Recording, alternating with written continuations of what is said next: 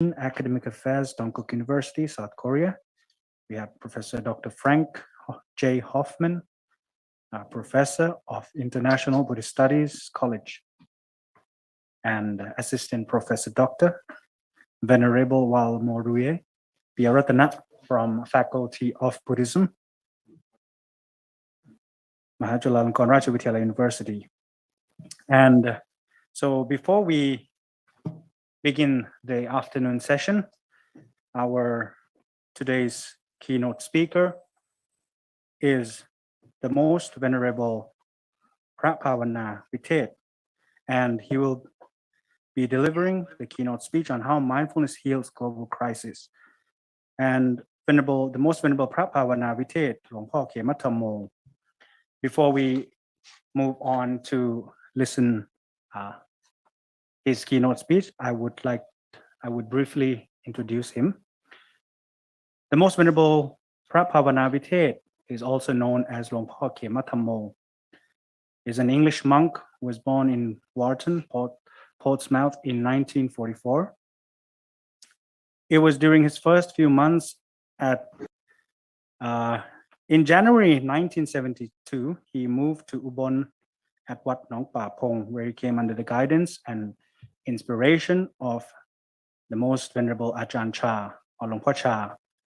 With other Wat Pa Pong candidates, he was ordained as bhikkhu in 1972. And in 2003, he was awarded with an honorary PhD in Vipassana Bhavana by Mahachulalongkorn Rajavidyalaya University in Thailand. And in 2005, the president and government of Myanmar presented him with the title of Abkha Maha Satthamma Chotika Tacha at an award ceremony in Naypyidaw, Myanmar. Now he remains resident at Forest Hermitage and still visits several prisons each week and continues to lead the Angulimala and act as Buddhist advisor in His Majesty Prison, HM Prison, and Probation Service. So he's also the abbot of the Forest Hermitage since 1985, a spiritual director of Angulimala, the Buddhist prison chaplaincy, since its founding in 1985, Buddhist advisor to HM Prison and Probation Service, and chairman to the Theravada Buddhist Sangha in UK. And there are many qualifications and achievements that he has received. But without further ado, now I would like to pay respect to the most venerable Longpo Prabhavana Vitet, or Longpo Khematammo, to deliver the keynote speech. Most venerable sir.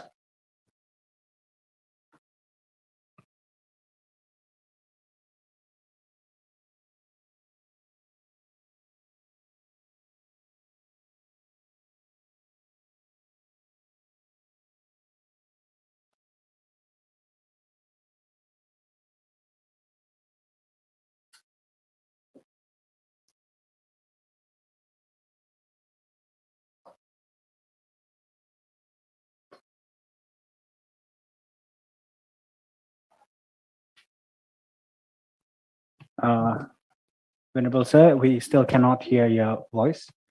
Could you please turn on your microphone?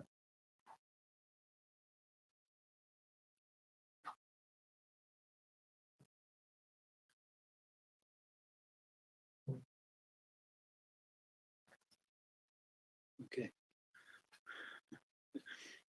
The host was preventing me from unmuting. Okay.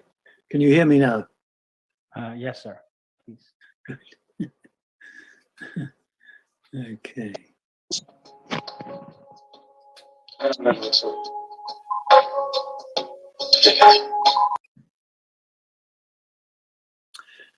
So I'm very pleased to be with you this morning.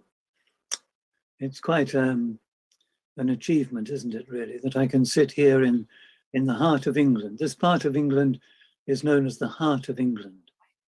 And here I can sit and talk to you in Bangkok and wherever else you might be. So it's a rather wonderful thing. And I'm very delighted to to be able to participate, even though I can't travel now to Thailand. Well, mindfulness is something that's been very close to my heart for a very long time. It was one of the teachings of the Buddha that first inspired me so very long ago now. And I remember particularly reading a book that was called The Heart of Buddhist Meditation, and it referred to mindfulness as the heart of Buddhist meditation. So it's a very important topic. All right, okay.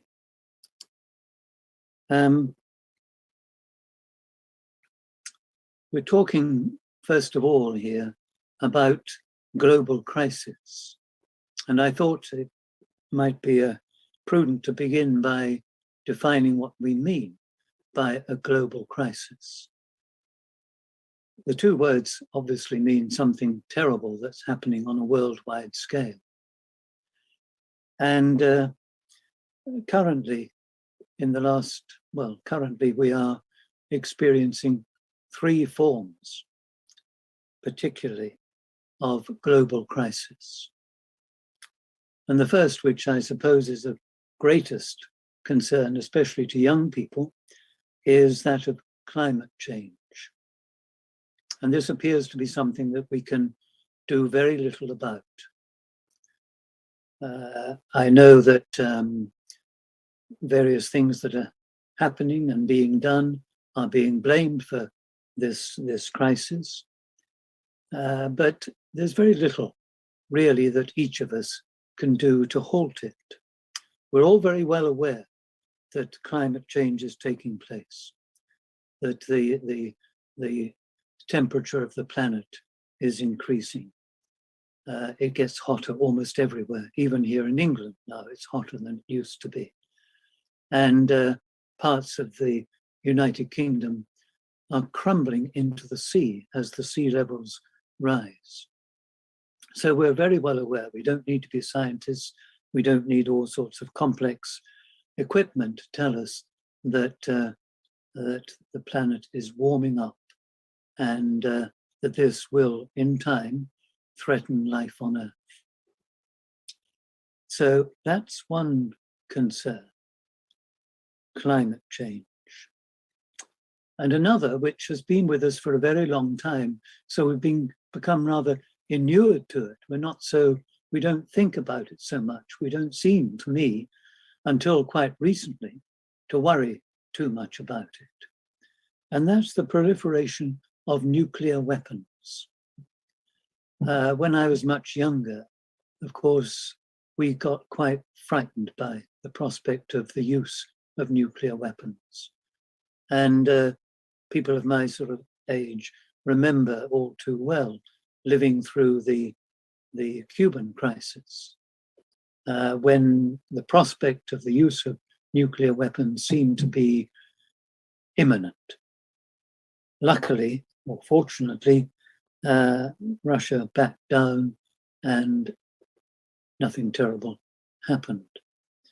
And so the time has gone on, and we've got used to the fact that nuclear weapons are about. Every so often people protest about them and moan about them, but there they are, they've been around for a very long time. And so far, we've survived. But of course, very recently, they're back in the news. And concerns are raised because of the war in Ukraine, the war between Ukraine and Russia. And we are very worried now that that could escalate into a nuclear exchange. And if it does, of course, whole cities will, in a matter of minutes, disappear. So this is a very serious matter, and it is a global crisis, because were the worst to happen, it would affect everyone throughout the world, not just us here. If Russia attacked this country, or cities in Russia, if the West attacked Russia, no, it would affect life on Earth. So it is a very serious matter. But we've lived with it for a very long time, and we've become used to it. And we don't seem to be as worried as we used to be. A more recent global crisis, which, unlike the others, has brought about a degree of cooperation, unusual international cooperation, has been the pandemic. It's, of course, also shown that people do tend to not think globally, and there has been a certain amount of competition and criticism and unpleasantness, even as we've tried our best to deal with the pandemic. There it is. It's definitely been a global crisis. This illness, COVID-19, has affected people all over the world and continues to. It's not gone away. Although in some countries, certainly here, the way that people are going on and the policy being government to live with COVID has resulted in people apparently thinking that it's all over and we can go back to how things were before. But it's still with us, and we have to deal with it. So these three, now if we look at these three, why have they occurred? What's behind it all? And why hasn't there been the cooperation to deal with them? These are very serious matters and could affect the future of mankind. We could be wiped out by any of them, or certainly if they all happen together, that would be the end of human life on Earth. Well, what we discover behind it, I'm afraid, is greed. Greed, hatred, and delusion. We're going back to what the Buddha taught all that very long time ago in northern India. The problem of greed, hatred, and delusion, the problem of people's corrupt minds is with us still to this day. And that is what really needs to be addressed. Because until it is, these other terrible things will not be looked at all. Climate change. Why do countries not cooperate and do something about it? Because they're afraid of losing out on making money. There are people around who deny it because they are making money out of oil and various fossil fuels and things which in fact contribute to climate change. They don't want to look at it. So they're happy for the things that are causing this crisis to continue. Nuclear weapons. Again, the arms trade. People make money out of it, and they want to continue that. Interesting story. I was in one of our major prisons one day and talking to a drug smuggler. He used to, in fact, smuggle drugs internationally. He was quite big time. And we were talking together in his cell. And he said to me, he said, if I don't do it, someone else will. About an hour later, I was out of the prison and in the car being driven across London. And the driver had a sort of news discussion program on the radio. And there was a cabinet minister, a minister of the Crown, being interviewed about the arms trade. And what did he say? If we don't do it, someone else will. So there you are. Similar morality or lack of it between those who profit from the drugs trade and those who profit from arms. The pandemic, well, we don't quite know how that began, but money and greed has interfered with the way that we have dealt with it. So there we are. Now, another global crisis has emerged, of course, from these three. people desperately worried about climate change, worried about nuclear weapons, very worried about the pandemic, unhappy at being locked down, unable to go about their business and see people and all that sort of stuff, have become mentally unwell. So the next big global crisis has been, or is, mental health. It's an outcome of the other three. People are worried and frightened, and especially young people. And understandably, in a way, because older people like myself, we have experience. We've seen a lot. We've been through all manner of different forms of suffering, and we've got used to it. We've endured it. We've seen crises come and go. Somehow or other, we've muddled through. Somehow or other, we've survived. But for young people, they've not had that experience, and they see these huge questions looming, and it frightens them. And so they're very worried. And we find now that young people especially are suffering from all sorts of mental disturbance. And that has given rise, actually, to something rather good, because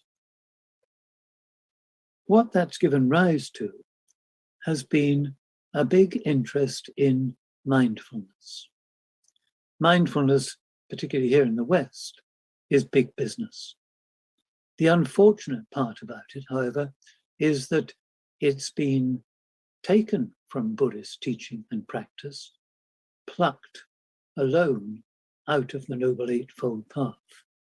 And while it's been effective to a degree, it's somehow also been corrupted, and that's a concern. So I want to speak a little bit more about broadening this question of the practice of mindfulness. It's obviously a very, very powerful tool. It's effective, it works, and it can transform the lives of people generally. But it's like many other tools that we have.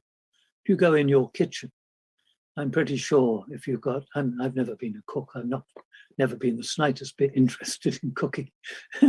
But I know, having been in various kitchens, that in the kitchens of schools and universities, and particularly restaurants, and even at the homes of some of you, you will find knives, and very big and very sharp knives. And they are essential to do the job of cooking your dinner. You have to cut things up. You have to chop things up. And so you require efficient tools to do it with. And the knife is a very powerful tool. But it's also, of course, and particularly some of the knives you will find in the kitchens, a very deadly weapon. It can be used for good or for ill. It can be used to create, or it can be used to kill. And I'm afraid mindfulness is similar. We Buddhist people, of course, mostly associate mindfulness with the good. It's an integral part of the Noble Eightfold Path. It's essential to our practice. It's, as I mentioned earlier, described in that book as the heart of Buddhist meditation. It's a wonderful thing. But you may be shocked and surprised to learn that in the West, it's also been used for ill. And if you think about it, probably in the East as well, even amongst Buddhist communities, there are, I'm sure, criminals. I have a lot to do with criminals because I worked in the prisons in this country for something like 45 years. So I know quite a lot about criminals, and if you want to hear about the latest skills of the criminal brigade, go into the prisons. They are universities of criminality. And but just imagine, if you've broken into someone's home, you will be very, very careful, extremely mindful about what you do to ensure that no one hears you, that no one knows that you are there. You will be exceptionally careful. And that's an example of mindfulness being used for unskillful purposes. I remember also reading about a soldier fighting in Vietnam a long time ago, who was dedicated, absolutely dedicated to his craft of killing. And then more recently, we discovered that in the US, in America, mindfulness is being taught, or was being taught, I'm not sure if it's still going on, but it was being taught to military personnel, because it was realized that when soldiers go into a difficult situation, they will be frightened, nervous, panicky, and they may be shooting quite indiscriminately. But if they're calm and mindful, then they will only aim at and shoot the targets, the soldiers and people of the opposition. That's, I'm afraid, how mindfulness has been used, because it's been plucked out of the Noble Eightfold Path and is devoid of wisdom and morality.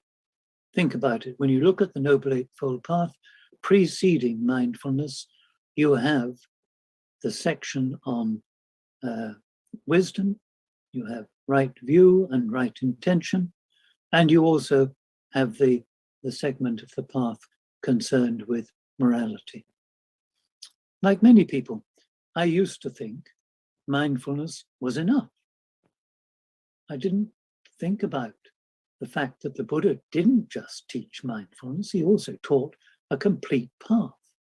But it seemed to be that mindfulness could be the answer. Later on, I realized that, of course, I was living, even before becoming a Buddhist, a reasonably moral life.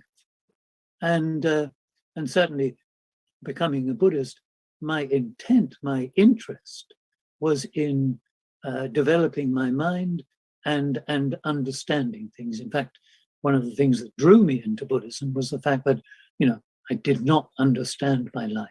Why am I here? Why have I been born? All that. That's what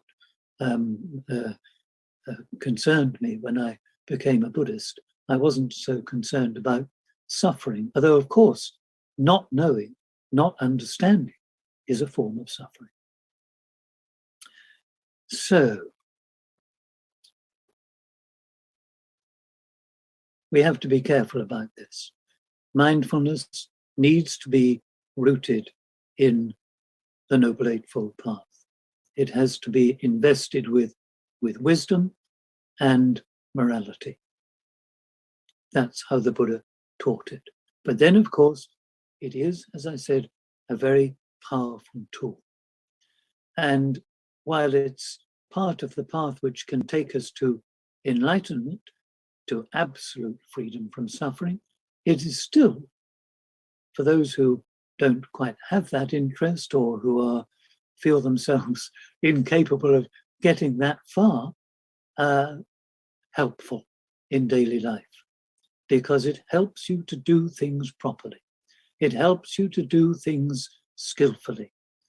And an interesting aspect of mindfulness is that it takes you into the detail of everyday life. People often want to sort of be concerned with the bigger picture and ignore the details. But we have a saying in English, take care of the pennies and the pounds will take care of themselves. In other words, you look after the detail And the broader picture is then taken care of. You don't need to think about it at all. And all the great artists in my experience, as you know, I used to be an actor and I worked with some of the greatest actors in the world. And I noticed, especially Laurence Olivier, who was my boss at one time, a tremendous commitment to detail. Take care of the details and the broader picture looks after itself. And mindfulness leads you into that area of the details of your life, of your daily life, how you care for things and look after things. And of course, when you do things mindfully and carefully, there's an element of love, of loving kindness and care in that. And that also helps enormously your well-being. And so mindfulness, yes, it's an important tool in dealing with the stresses and the troubles of everyday life, and particularly those which have emerged because of these various global crises. So mindfulness, if it's made proper use of, will help on many levels. It will help people who have no particular interest in Buddhism and no commitment to nirvana to live a better and more careful and thoughtful and compassionate and kind life.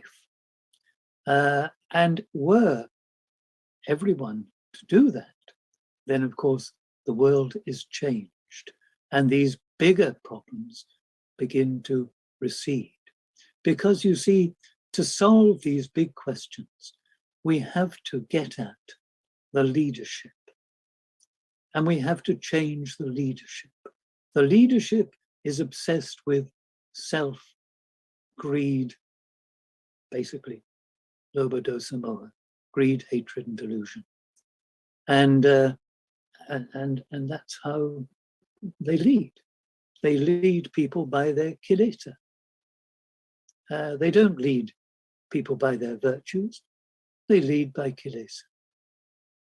But if we can only, at a ground level, as it were, begin to change things, then the leadership will change. And the leadership will become more mindful and aware, because that is the only way, in the end, that we're going to deal with these enormous crises. So everyone really and truly has a part to play in this by being more careful, by being mindful on a daily basis, bringing your attention back down into the present moment and being careful of what you do and also being careful of what you intend, watching your intentions, observing your mind, gradually redirecting your mind into a skillful process. The default position for the minds of all of us, I'm afraid, is greed, hatred, and delusion. So we have to be able to make an effort. And mindfulness plays an enormous part in making that effort to change our world. And as we change our world, we change the world around us. It's something that individuals, every one of us, every one of you, as many people as possible, this has got to be a tremendous mass movement. And that can heal the world and heal these global crises that are of such enormous concern. They are big problems and they threaten the lives of all of us. But we do have it in our power to make the change and change things for the better. And I really feel that as Buddhists, we have a duty to promote Buddhist practice, the practice of Sila, Samadhi, Panya. And of course, central to that, overlooking all that, is the practice of right mindfulness. So I would like to encourage you to do your best yourselves. If you're going to be leaders, you've got to be doing it. You've got to be walking the walk yourself. It's no good telling people to do something and not doing it yourself. You've got to do it. You've got to do your best to live and act mindfully and to really understand what the practice of mindfulness is yourselves by doing it. So I encourage you to do your very best to lead well and to encourage yourselves in your commitment to this path, and in that way to inspire others and to make a huge contribution to changing the world and overcoming and healing these global crises. Well, looking at the clock, it looks as though my time is up. I was told to speak from 7 to 7:30 English time here in the heart of England. So my clock says 7:30. So is that all right? Thank you very much for listening to me. And I could go on, but I think my message is clear enough. And I wish you all well and hope for your happiness and your emergence from the concerns and suffering of this unfortunate world. Okay, so on behalf of the organizing committee, I would like to sincerely thank the most venerable Luang Por Prapavana Vitet or Luang Por Kematamo for sharing his valuable thoughts on mindfulness practice in time of crisis. And as he just mentioned earlier in his talk, that mindfulness is a very powerful tool, like he compared it as a knife. If it is used as a tool for good, then it will be helpful for us. If it is used in terms of bad way, such as killing, then it will go in the bad side. And he also mentioned that the global crisis and what the people are worried about nowadays is mostly related to climate change, nuclear weapons, and the pandemic. So it was a very valuable talk for all the participants here, on both on site and online. And once again, I would like to sincerely thank the most venerable Luang Por Kemat Thammo. His ecclesiastical title is Luang Por Prapavana Vitet, for sharing his valuable thoughts. And now we will be moving on to our afternoon sessions panel discussion. And this will be the second panel discussion on how mindfulness heals global crisis by two more scholars that we have left since this morning. And we have Venerable Professor Dr. Jongduk, Director of Institute from Buddhist Culture, Dongkuk University, South Korea, and Venerable Shan Papniam, Dharma teacher of Plum Village, Pak Chong, Thailand. And same as usual, our moderator will be Miss Meena Kittikunsiri, learning designer and Power Apps developer at Bangkok Post. So without further ado, I would like to turn over this stage to Miss Meena to continue the further session. Thank you very much, Paramahawashiranako, and welcome to our second panel discussion on the topic of how mindfulness heals global crisis. And as Paramahawashiranako mentioned, we have two scholars with us. Just like the morning session, first we will have each of the scholars sharing their presentation on the topic for about 20 minutes each, and then we will move on to the discussion and question Q&A session. So before beginning the first presentation, let me introduce our first scholar, Professor Dr. Jongduk. So he is professor from College of Buddhism and director of Institute for Buddhist Culture at Jongduk University in Seoul, South Korea.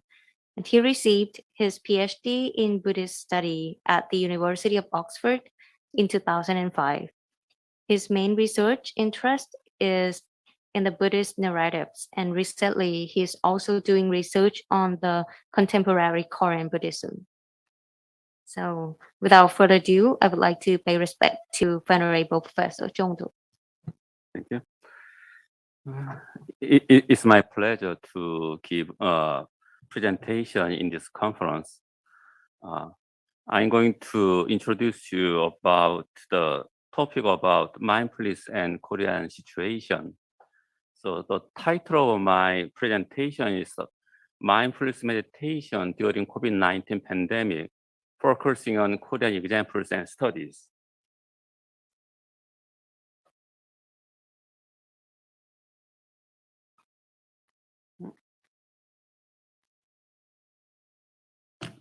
Over the past 2 years, due to the COVID-19 pandemic, people around the world have lost vitality in their lives as their daily lives have seen substantial changes. The pandemic has caused numerous infections and deaths, leading to mental suffering in addition to the more obvious outcome of serious physical illness. Korea has been no exception to this pattern. According to Korea's National Mental Health Survey, 48% of respondents experienced anxiety and depression due to COVID-19. Although this term does not appear to have become as popular in the English-speaking world, the pandemic has led to the coming of the term Corona Blue in Korea.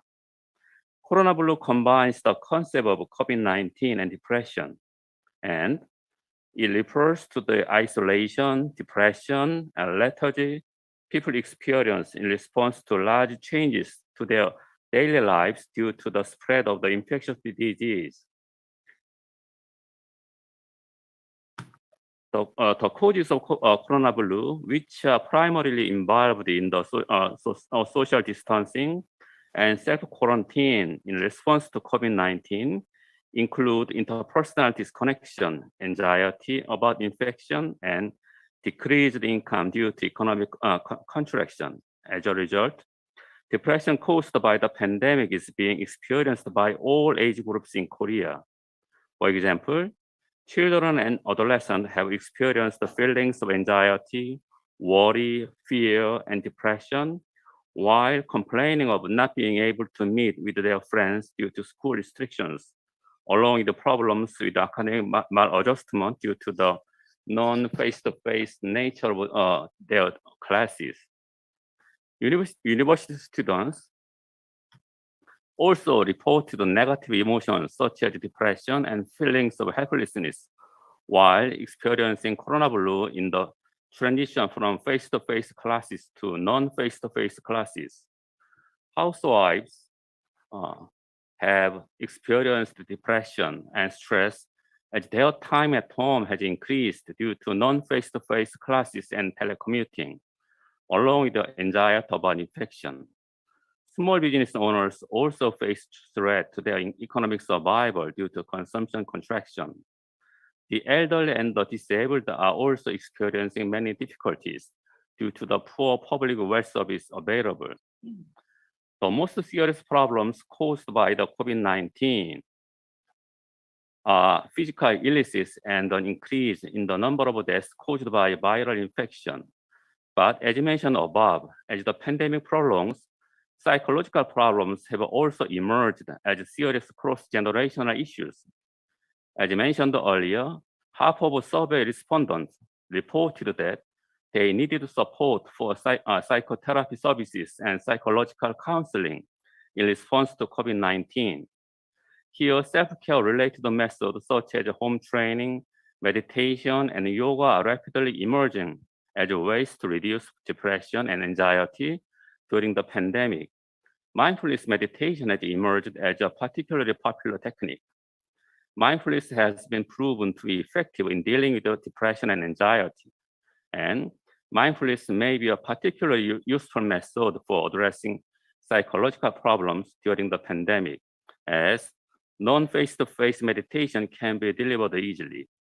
Mindfulness refers to the Buddhist concept of sati meditation as detailed in the Mahasatipatthana Sutta of the Digha Nikaya.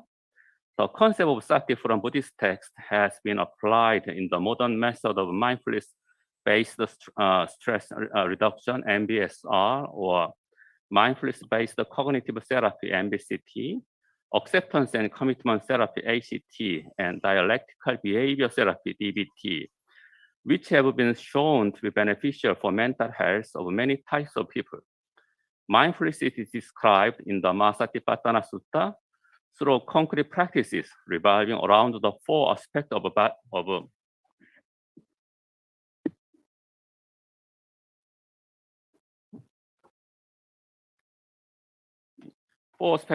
body, feelings, thought, and ideas. Mindfulness of the body involves the observation of breathing, and 32 body components and mindfulness of feelings is the observation of pleasant feelings, painful feelings, etc.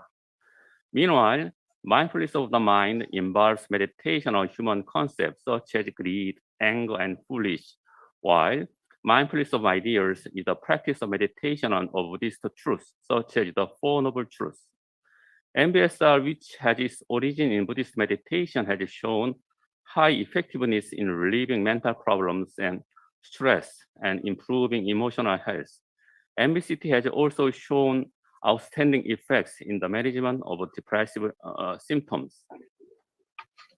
The mental health status of Koreans during the COVID-19 pandemic and the need for mindfulness meditation.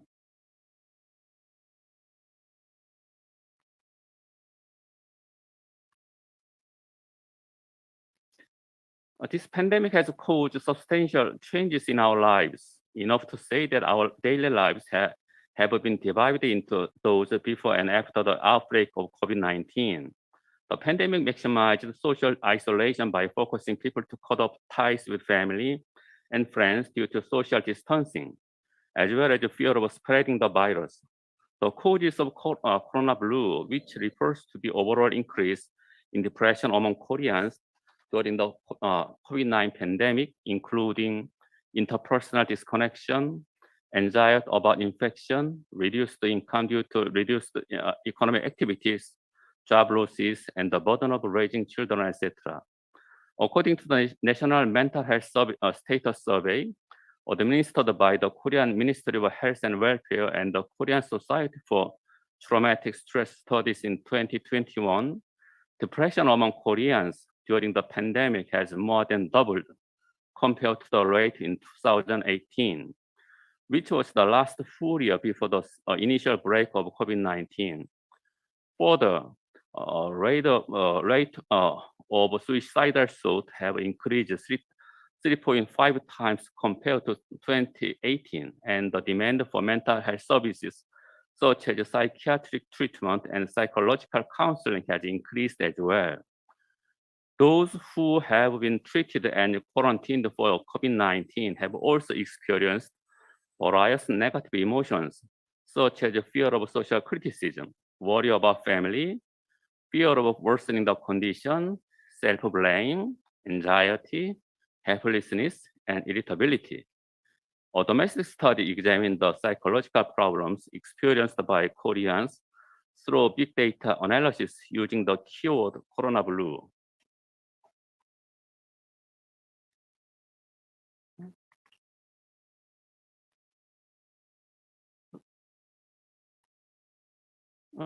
Sorry.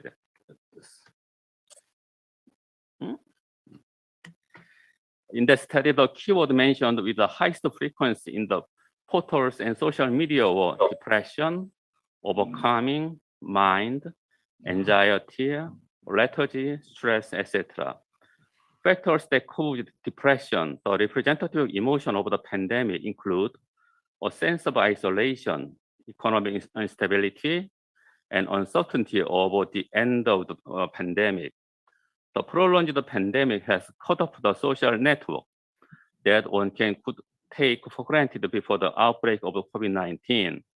Under the government's policy of social distancing, and the physical distance has in turn created social isolation, which causes depression. Economic instability caused by the contraction of the economic situation, such as the consumer sentiment index, youth employment rate, and the unemployment rate, hardly recovering after the outbreak of COVID-19 is another factor of depression.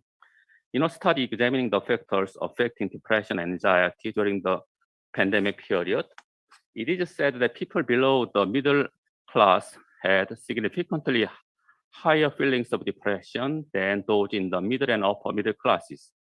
In particular, in the study, it was reported that economic difficulties due to reduced income are factors that cause serious mental problems or suicidal thoughts. In addition to depression, negative emotions also include anxiety. The typical anxiety felt during the pandemic is likely the anxiety about possibility of becoming infected. As long as the pandemic does not end, this anxiety will continue, and this continuous anxiety is likely to become a factor that eventually causes depression. Gyeonggi Research Institute conducted a public health survey of 1,500 Koreans, and 45.7% answered that they were somewhat anxious or depressed due to COVID-19. Anxiety caused by the outbreak of a large-scale new infectious disease causes psychological distress, and that is more serious, widespread, and difficult to control than the anxiety stemming from everyday life. Moreover, if the emotional distress is not cured, there are risks that it may lead to generalized anxiety disorder, depression disorder, and sleep disorder. And if it becomes chronic, it may lead to post-traumatic stress disorder or suicide. Regarding depression and anxiety during the pandemic, a study in Korea investigated the psychological experiences related to anxiety and depression due to the COVID-19 pandemic. The investigation was conducted online with 600 adults, 300 males, and 300 females in Korea. In terms of age, 364 were between the age of 36 and 55, 151 were between the ages of 18 and 35, 85 were 56 and older. The survey result indicated that 178 patients experienced severe levels of depression, 108 patients experienced high levels of anxiety, and 185 patients experienced moderate levels of anxiety. The study showed that the factors that have contributed to depression include a decline in the economic level during the pandemic and the unpredictability of life after the pandemic, while the factors contributing to anxiety were reported as fear of treatment due to infection, uncontrollability of infection, and decrease in household income. Among the several generations of respondents, the increase in anxiety and stress is also noteworthy, particularly among young people and college students whose class environment has changed due to COVID-19 pandemic. A study of 110 male and 94 female students at Korean universities found that students experienced stress regarding risk of infection, disconnection from social relationships and communication, and changed college life. In Korea, from the beginning of 2020 to the present, classes at almost all universities are mainly operated online in a non-face-to-face manner. Students are under a lot of stress in preparation for exams, lectures, and careers due to school closures and sudden social changes.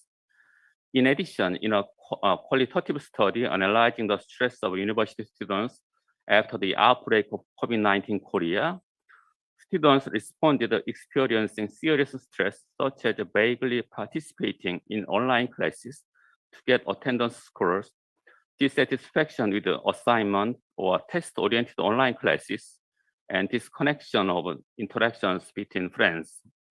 On the other hand,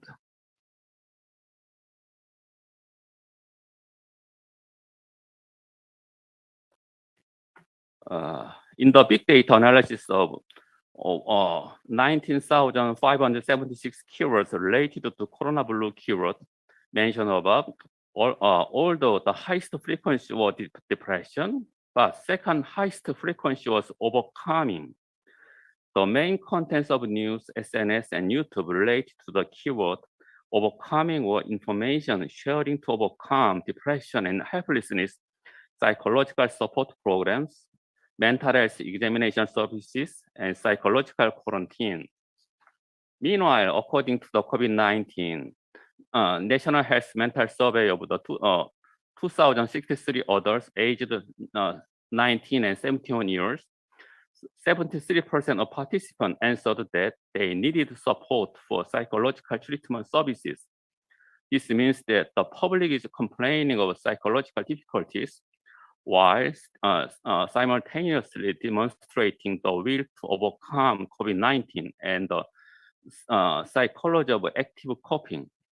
Examples of representative psychological intervention method for psychological healing include psychological counseling and meditation.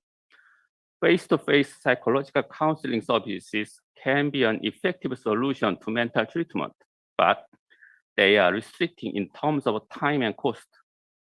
In situations where the risk of infection is increased due to face-to-face interactions, non-face-to-face psychological treatment methods such as real-time online services like Zoom or the use of mobile apps and YouTube may be appropriate.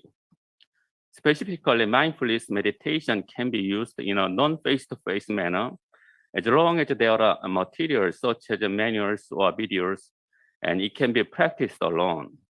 In fact, there have been studies examining the use of mindfulness online in Korea during the COVID-19 pandemic, including research investigating the effect of mindfulness-based cognitive therapy using video communications on stress and depression, the development and effectiveness verification of a non-face-to-face mindfulness group counseling program for controlling university students' life stress, and the effects of a mindfulness-based course delivered live online due to COVID-19 on college students' resilience.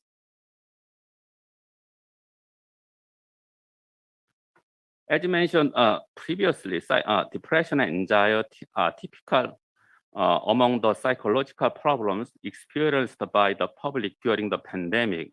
And the most important thing to note here is that mindfulness has excellent benefits on depression and anxiety. Some example studies that demonstrate the effectiveness of mindfulness include a study showing that mindfulness-based cognitive therapy improved emotional regulation ability in a group of depressed patients. And the study showing that mindfulness reduced the relapse rate of depression in patients with chronic depression by half. Furthermore, a meta-analysis of mindfulness meditation centered on Korean studies showed that mindfulness had a positive effect on the intervention of depression and anxiety symptoms. Taken together, these points of evidence indicate that mindfulness is a very useful approach for depression and anxiety in the pandemic period.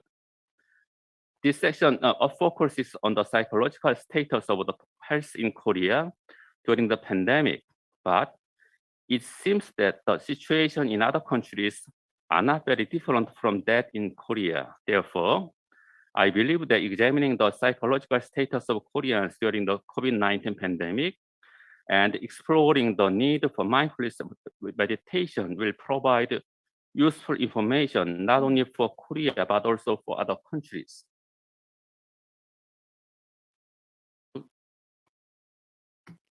According to a domestic survey, about 48% of the people reported experiencing depression and anxiety due to COVID-19. In addition, psychological anxiety causes economic stagnation and interpersonal relationships due to social distancing and quarantine. And this distress has spread across all generations, including children, adolescents, young people, middle-aged, and elderly people. Meditation, yoga and home training have been suggested as ways to solve the mental problems of the pandemic. And mindfulness has been regarded as a particularly appropriate way to do so. Mindfulness also has the advantage that it can be used non-face-to-face as long as the materials for meditation, such as manuals, videos, and programs are secured. And this makes mindfulness as appropriate method of the pandemic. Mindfulness is widely used to heal body and mind distress, such as chronic pain, depression, anxiety, and stress through programs such as MBSR and MBCT, and its origin is in early Buddhist text. The Mahasatipatthana Sutta of the Digha Nikaya explains in detail the method of mindfulness for the four aspects of body, feelings, mind, and ideas through the term sati. Sati, which has the basic meaning of remember, means to pay attention to the right now when memory is first working. So sati means being aware and paying attention to the thought, feelings, and sensations of the moments we experience. What can be learned from the studies on mindfulness during the pandemic, including many previous studies on mindfulness before the pandemic, is that mindfulness has an effect on mental problems such as depression that have arisen during the COVID-19 pandemic, which means that mindfulness can be used as a good tool until the pandemic is completely over and our daily lives are restored. Further, the overarching implication of mindfulness is that we have a good tool in hand to deal with another pandemic that may arise in the future. Thank you. Thank you very much, Venerable Professor Dr. Jongduk, for sharing valuable research insight on how global pandemics negatively impact people in all groups and how mindfulness can really heal mental health, depression, and reduction in suicidal thoughts, even in non-face-to-face manner.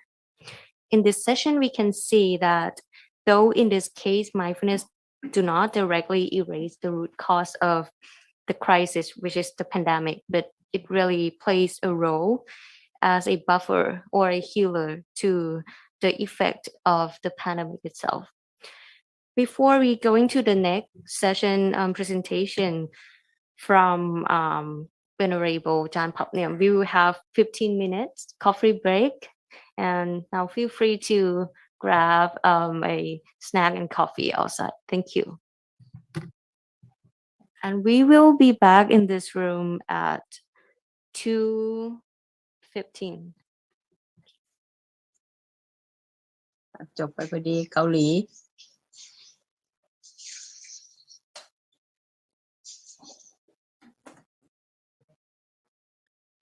And yes, for sure, for online participants also, you can have a 15 minutes break as well as the participants here in on-site venue. Due to we still have much time left, I think we can still cover up one more scholar after the break. So due to that, we are having a couple minutes of breaks. And however, after you have finished this session, you can also move to the main SCAP hall to the main seminars on Tipitaka and the main SCAP hall as well.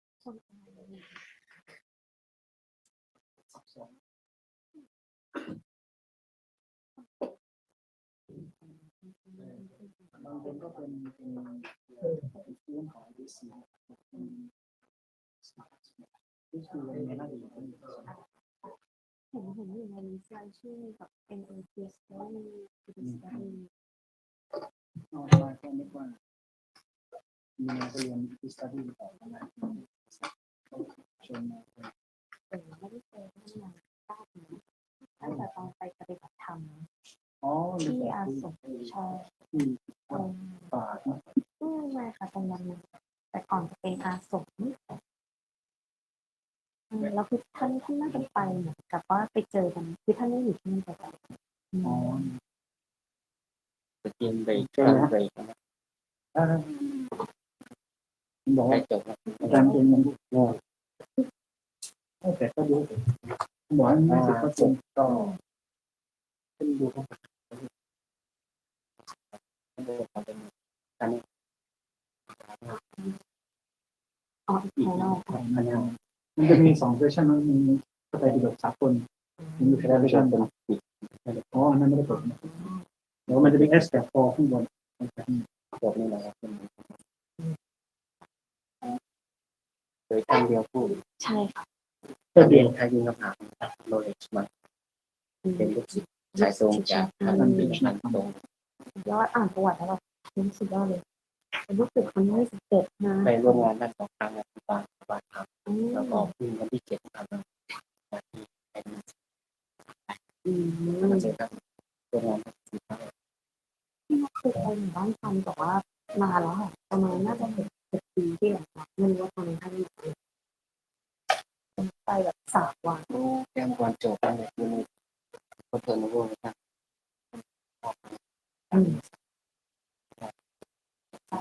อ่านข้อมูลมันก็ผิดพลาดไป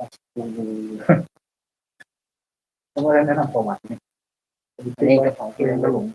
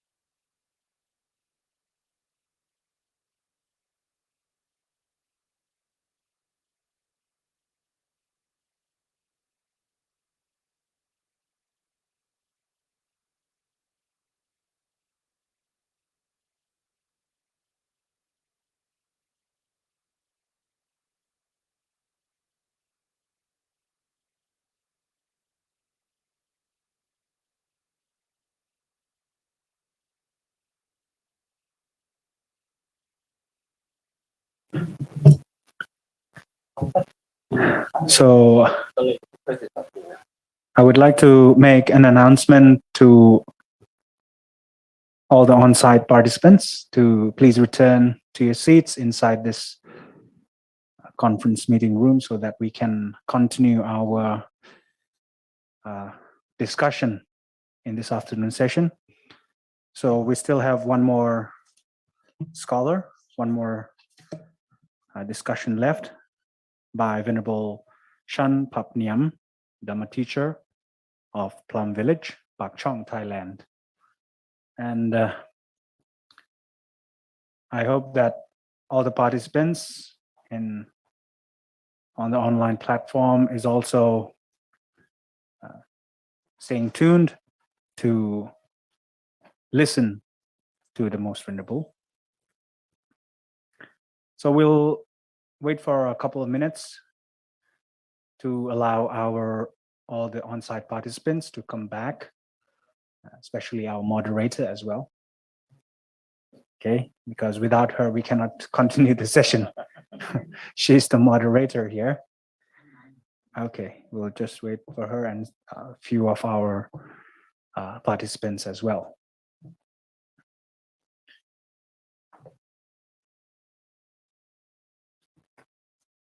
So as we can see that from this morning session, we had very interesting and wonderful discussions in mindfulness field in terms of crisis time like this, and different types of knowledges in terms of mindfulness was presented here in statistical way, research insights, a real life experience, and many things, a theoretical concept as well, which we can apply it into our daily lives, as the Most Venerable Luang Por Khemathamo just mentioned in his talk, that mindfulness is being into the present moment, right? Rather than just learning about theory, we should also put this theory into our practical life as well. So, okay, now our moderator, Miss Mina Kitikunsiri, is back. We shall continue to our last scholar left here. So, go ahead. Okay, so welcome back to our panel discussion. And our second scholar is Venerable Jan Papniam. He is a Zen Buddhist monk and a senior Dhamma teacher of Plum Village, Pak Chong, Thailand. He is the 27th student of Zen Master Thich Nhat Hanh, and he received full ordination directly from Zen Master Thich Nhat Hanh in 1996.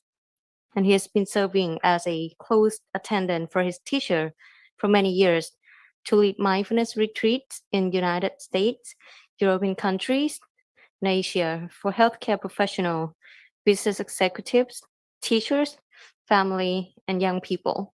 And now he lives in Thai Plum Village, and he is the most senior monk in the center. So with no further ado, the stage is yours.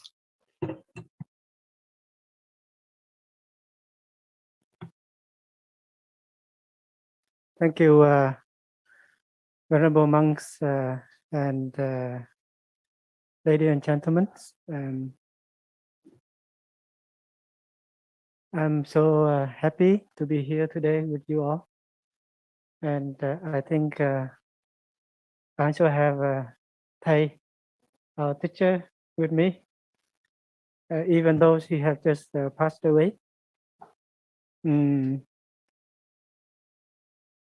So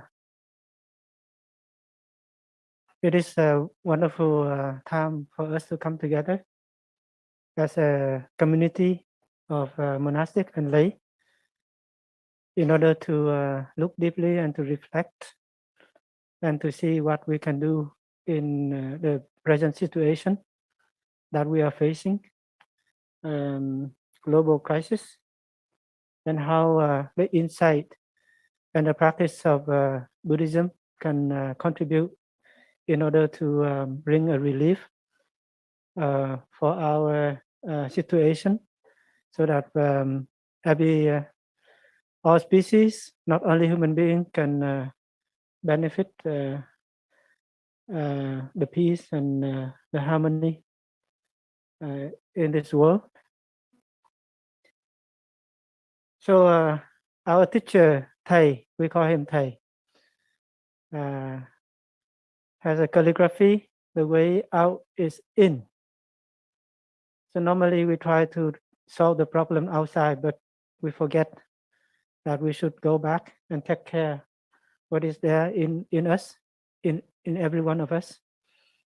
There are anger, there is fear, worries, suspicions, wrong perceptions, and sadness, loneliness is happening in each one of us, and we are not able to yet to take care inside. So according to the teaching of the Buddha, if we're able to take good care of ourselves, then we'll be able to take good care of others, and then the environment, the earth, what is happening around us. So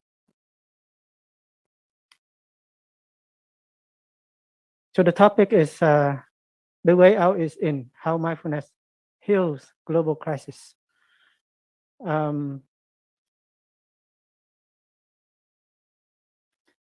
Maybe we can continue to explore what is mindfulness. In Buddhism, meditation is made of two aspects. It's samatha, stopping, and vipassana, in looking deeply. We are not able to understand what is going on deeply enough if we are not able to stop and to be peaceful and calm ourselves.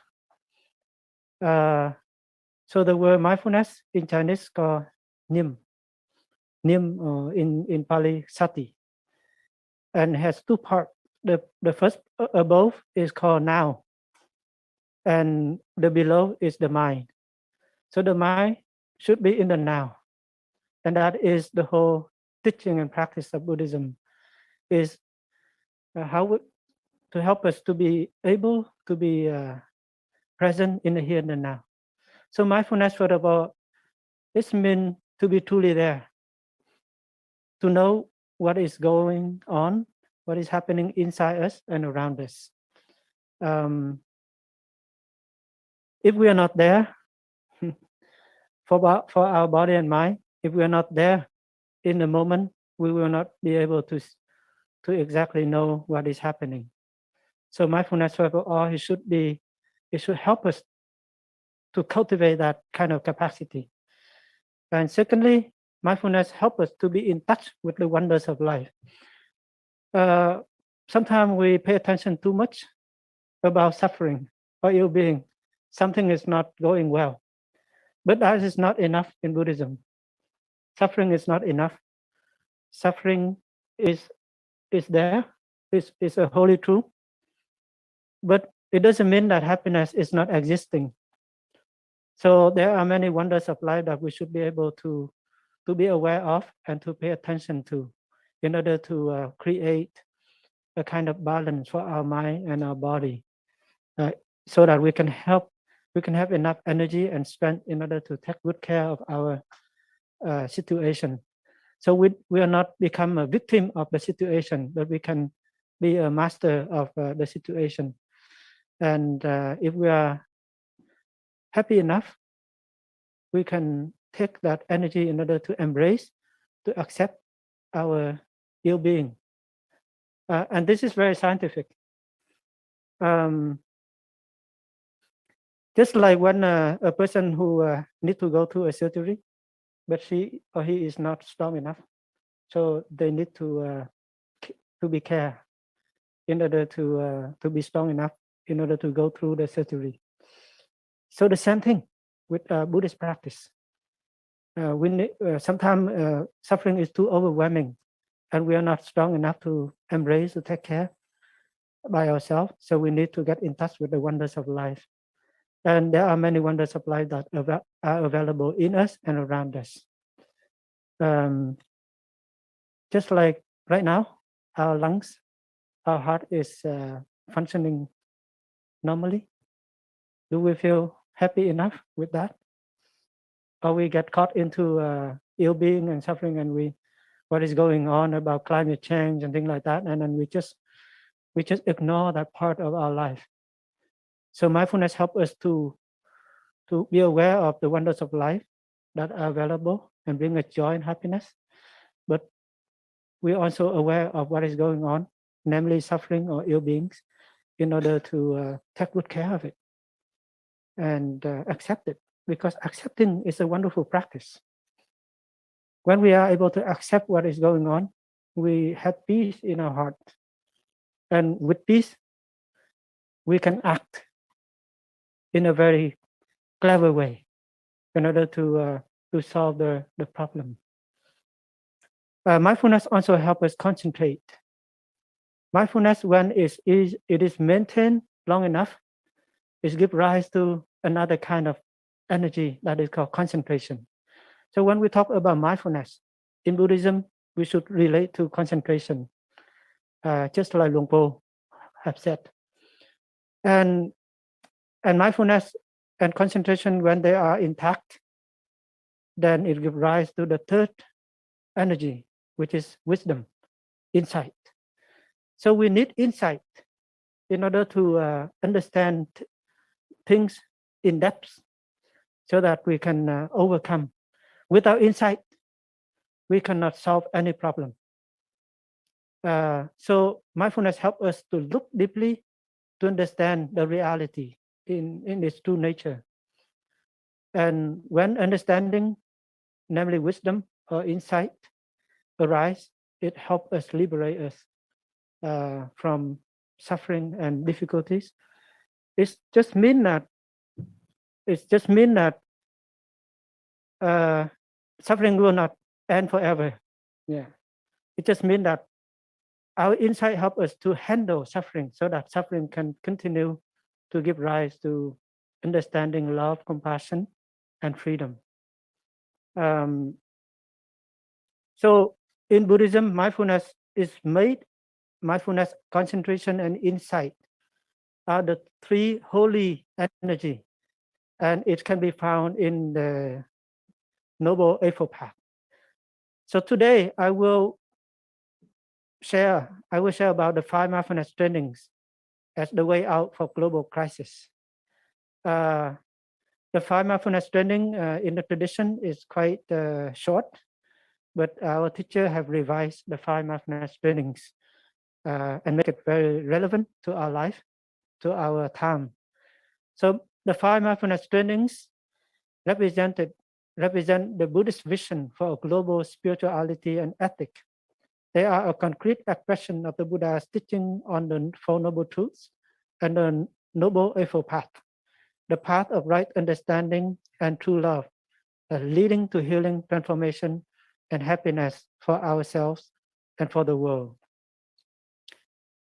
So the Buddha Genesis is about the Four Noble Truths and the Noble Eightfold Path. If we are able to walk on this path, then we will be able to transform our suffering and then restore our well-being and happiness, not only for ourselves, but for our family, society, and for the world and the earth.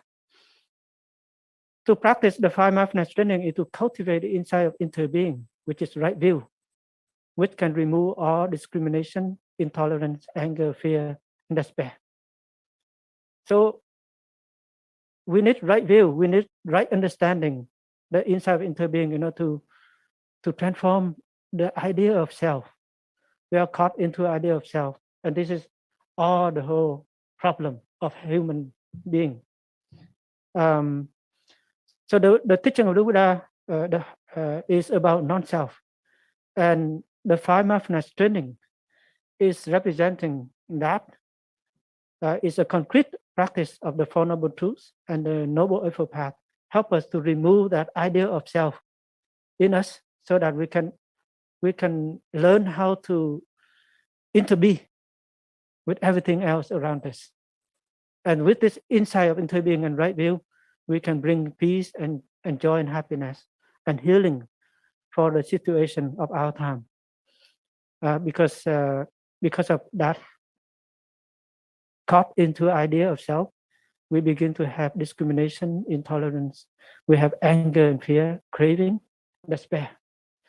So in Buddhist practice, in the Noble Eightfold Path, we see that mindfulness, concentration, and insight is the heart of Buddhist practice. And with right view, it leads us to right thinking, and right speech, and right action, and right livelihood, and right diligence. So looking into these 8 practices of the Noble Eightfold Path, you can see that they are inter-are also. Each one of them contains the other 7. The Buddha talking about ill being, suffering as a noble truth, because there is a cause that leads to that. That is wrong thinking, ignorance. Wrong thinking leads to wrong view. And in Buddhism, there is a practice of non-attachment to views. So right view is the absence of all views. If we are attached to certain views and we believe that is true, we are wrong. And because of that, we create a lot of war, conflicts, and difficulties, and we also destroy life around us.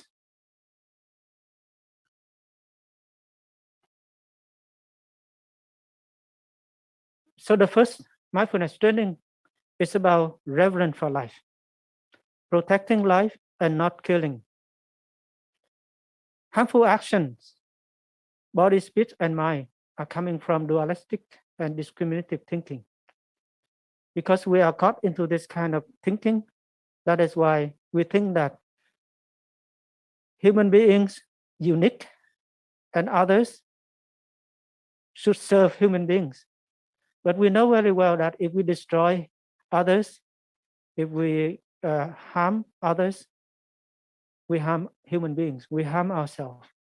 So this is the insight of the interbeing, and we should not discriminate human being apart from animal, plants, minerals, and others. So as a practitioner, we should be able to cultivate openness and non-discrimination, non-attachment to views in order to transform violence, fanaticism, and dogmatism in myself and in the world. This is, if we are caught into this kind of thinking, ideas, views, we create war, conflicts, we invade another country, we kill. So we have to be able to see that we and others, human beings and non-human beings, are inter-are. If we kill others, we kill ourselves. So this kind of the first mindfulness training help us to be aware of that. So mindful, the sila, the five precepts presented by Plum Village, beginning with aware of the suffering caused by the destruction of life. So aware of is already mindfulness. So mindfulness give rise to the precept sila. Sila precept is a fruit of the practice of mindfulness, because mindfulness give rise to concentration, and concentration give rise to insight, and insight shine the light on us to know exactly what to do and what not to do in order to cultivate peace, harmony, and happiness for ourselves and for the world.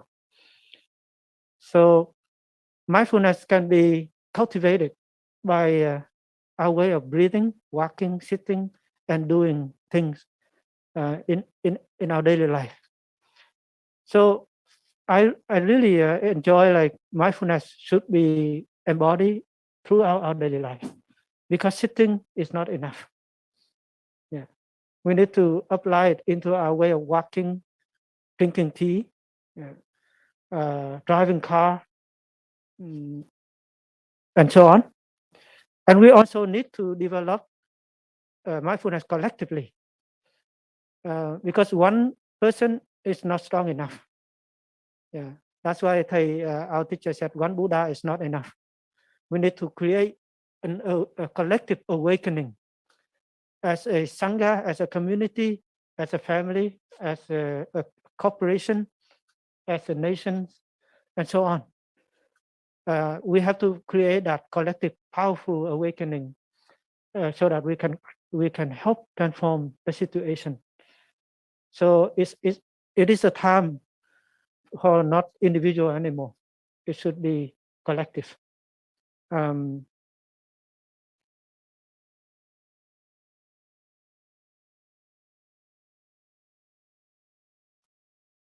So the second mindfulness training is about true happiness, taking only what is freely given and treating the environment with care. So the aim of this training is to help us transform the seed of craving in us, and learn to live on simply and not to run after sensual pleasure. Because many of us believe that if we attain, if we have a lot of power and money and so on, we can be happy. But that is not the truth. Yeah, many rich people, they're not really happy. I have met many business people, and they are not exactly a happy people. In fact, they suffer a lot too. So if we have that idea and we allow craving, greed in us to overwhelm us, then we keep trying to grasp, to hold on to things, to achieve things, and we create a lot of conflicts, pain in ourselves and in society, and we overexploit the earth, natural resources. We invade another country for goods. We consume goods in order just to satisfy the craving in us. So the way out for our time is to learn how to live simply and knowing enough. Yeah. And we have enough to be happy already. We don't need to get more. So there is a big fear in us. So we need to take care of the fear in each one of us. We consume because there is a very big fear in us, and we contribute to climate change. Climate change is the way, is the production of our way of living, a style of living. The animal corporation, they farm, they produce a lot of meat for human to consume. But we know very well that meat production also contribute a huge part of ozone layer that contribute a big part into climate change and global warming. So the UN say that if human beings reduce about 50% of consuming meat, the world will be safe. Yeah. And if we can look into deeply about this, we can understand very well about how it affects strongly more than carbon dioxide that emit by car driving through the cow dungs. So the way out for this is we should learn to say that I have more than enough condition to be happy already. And we can name it. In us and around us, we have many conditions to be happy with. And we know that all the iceberg melt, the sea level rise, and the temperature rise. All of this is partly contributed by human style of living. So each one of us should be responsible for it and should be able to awake to the fact and learn how to live mindfully so that we can push back. We don't just wait for the government to act. Each one of us should act in our responsibility.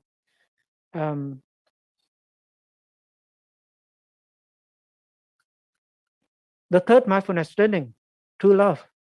Respect and understanding are the foundation of true love.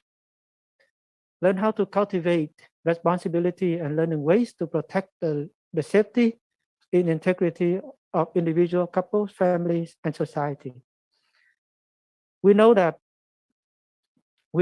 a happy family can contribute a lot to the society, peace and harmony and well-being. Many family now, they are not happy. They're not a happy family. Parents are not happy. And the children, they become a victim of the suffering and domestic violence. And many family break and divorce. So the children become lacking of love and compassion. They feel like they're like hungry ghosts, thirsty for love and for understanding. And that's why they grow up in a very not healthy family, and they contribute to violence in society. And because they feel not happy in themselves, they consume in order to just cover up the suffering and loneliness. And consuming is a big part of human being in our time. And the more we consume, the more the more they produce. Yeah. And so there should be a mutual understanding and love, and in couples, in families, in society, individual and community. And this is the practice of true love. And sexual desire is not love. Understanding and compassion is the true substance of love. And the Buddha taught us how to practice loving kindness, compassion, joy, and equanimity, inclusiveness. This is the 4 elements of true love that the Buddha have taught us how to cultivate in our daily life. So to love is meant to be there for your loved one, so that you can learn how to understand your love. You learn how to understand his need, her needs, concern, so that you can love correctly. Because love is there, but sometimes you don't understand. You don't know what he or she needs or concern, or what kind of difficulties that he or she is going through. So the more we love, the more we make that people suffer, that person suffer, because we don't understand. So mindfulness helps us to stop, to reflect, to be there truly, and to understand our loved one.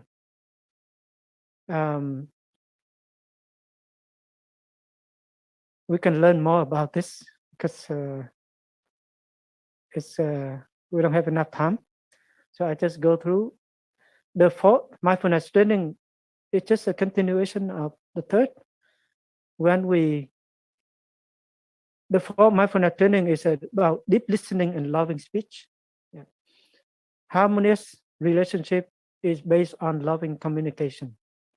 So cultivating loving speech and compassionate listening in order to relieve suffering and to promote reconciliation and peace in myself, in among other people, ethnic, religion, group, and nations. Sometimes we sit together, but we don't have enough peace in ourselves. We don't have enough understanding in ourselves. So the more we talk to each other, the more we create suffering and separation and misunderstanding. So there should be a practice of deep listening. Deep listening means you just listen with compassion. No reacting, no interrupting, no judging or criticizing. You just listen with one purpose, that is to help the other person to suffer less. And this is a deep practice in the teaching of the Buddha. Once you understand what the other person is saying or feeling, you begin to love in a very beautiful way. Sometimes you think that you understand your loved one. No, even you live with him or her 30 years, you don't even understand him or her at all, because you don't listen deeply. And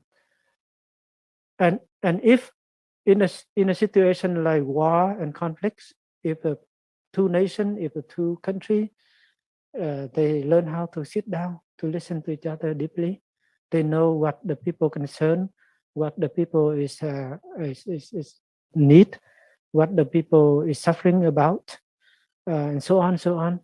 Then we know how to conduct our style of life, our policy, in order to create, to bring happiness and well-being to the people. But because there is fear, there is anger, there is suspicion, block us from the practice of deep listening.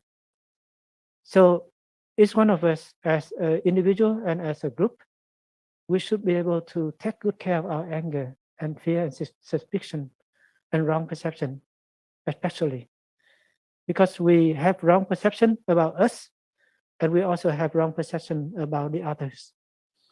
So that is why our teacher said that, are you sure? That's a practice. Are you sure? Am I sure? When you say something, when you think about something, about some people, are you sure? And in the medical field, they even said, even if you are sure, please check again. Yeah. So we have to be careful with our perception, because wrong perception leads to war, conflicts, killing, oppression, and destroying others, even the earth.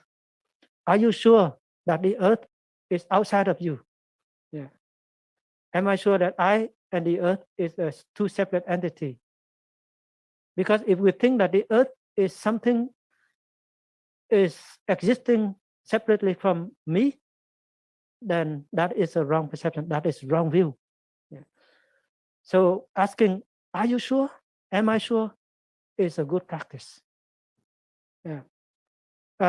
So when we have, when we arise to right view, right understanding, it leads us to right thinking, so that we will not gossiping. So we learn to be open for communication. And this is really wonderful as a family feel too. Parents should listen to their children. The children should listen to their parents, and they also learn how to speak the truth, but speak the truth skillfully. We have the right to speak the truth. Yeah, but we have to speak the truth in a way that build more hope, communication, confidence, and togetherness. So this is a very deep practice, and if we are able to practice this deep listening and loving speech, we can give rise to understanding and compassion. And with understanding and compassion, we can bring peace and harmony for ourselves and for the society, for nation and nations, for ethnic and for religion and religion. That is why sometimes we organize something called inter-religion retreats.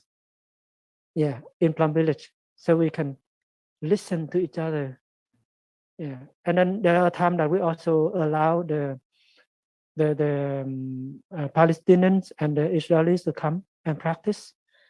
At first, they cannot sit down together and talk, but slowly, after practicing a few days, mindfulness, concentration, understanding, they were able to sit down and to share about it, and they even at the end they hold hands to walk together in peace and harmony and brotherhood.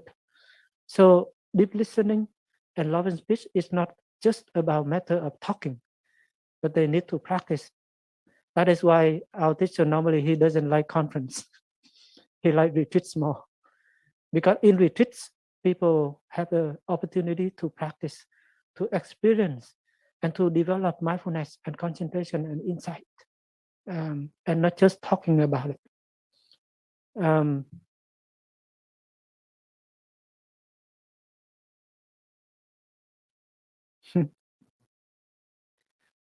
Before I continue, I would like to invite everyone just to pause a little bit and just go back to our breathing.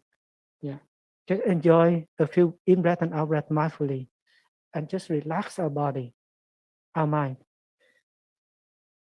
Breathing in, I'm aware of my body.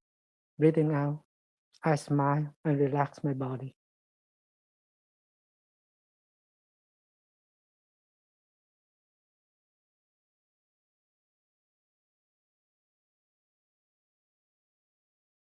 Breathing in, I listen to my body.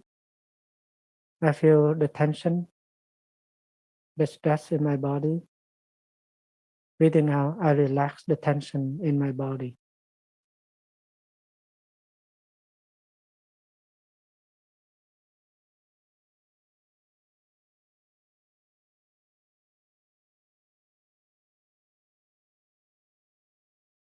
Breathing in, I'm aware of the thinking happening in my mind.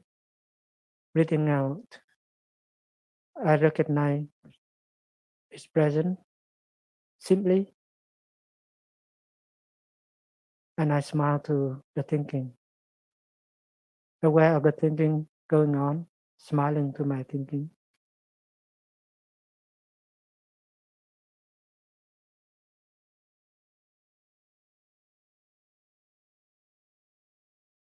Breathing in, I'm aware of the worries, the fear in my mind. Breathing out, I release the worries, the fear in my mind. I feel peaceful.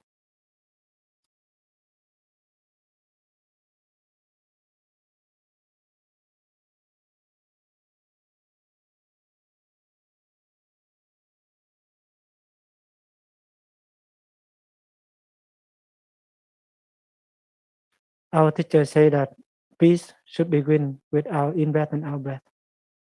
When we are able to pay attention to the in-breath and out-breath, 100%, all the thinking and the worry, the fear will cease themselves.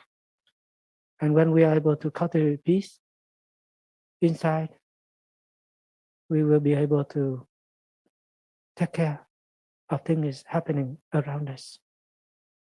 So the fifth training is about nourishment and healing for our body and for our mind. So mindful consumption can ease the suffering and nourish body and mind, individually and collectively. Consumption become a very big issue of our time, like our professional Hoffman was sharing this morning. People are working hard to consume. They have no time to enjoy life.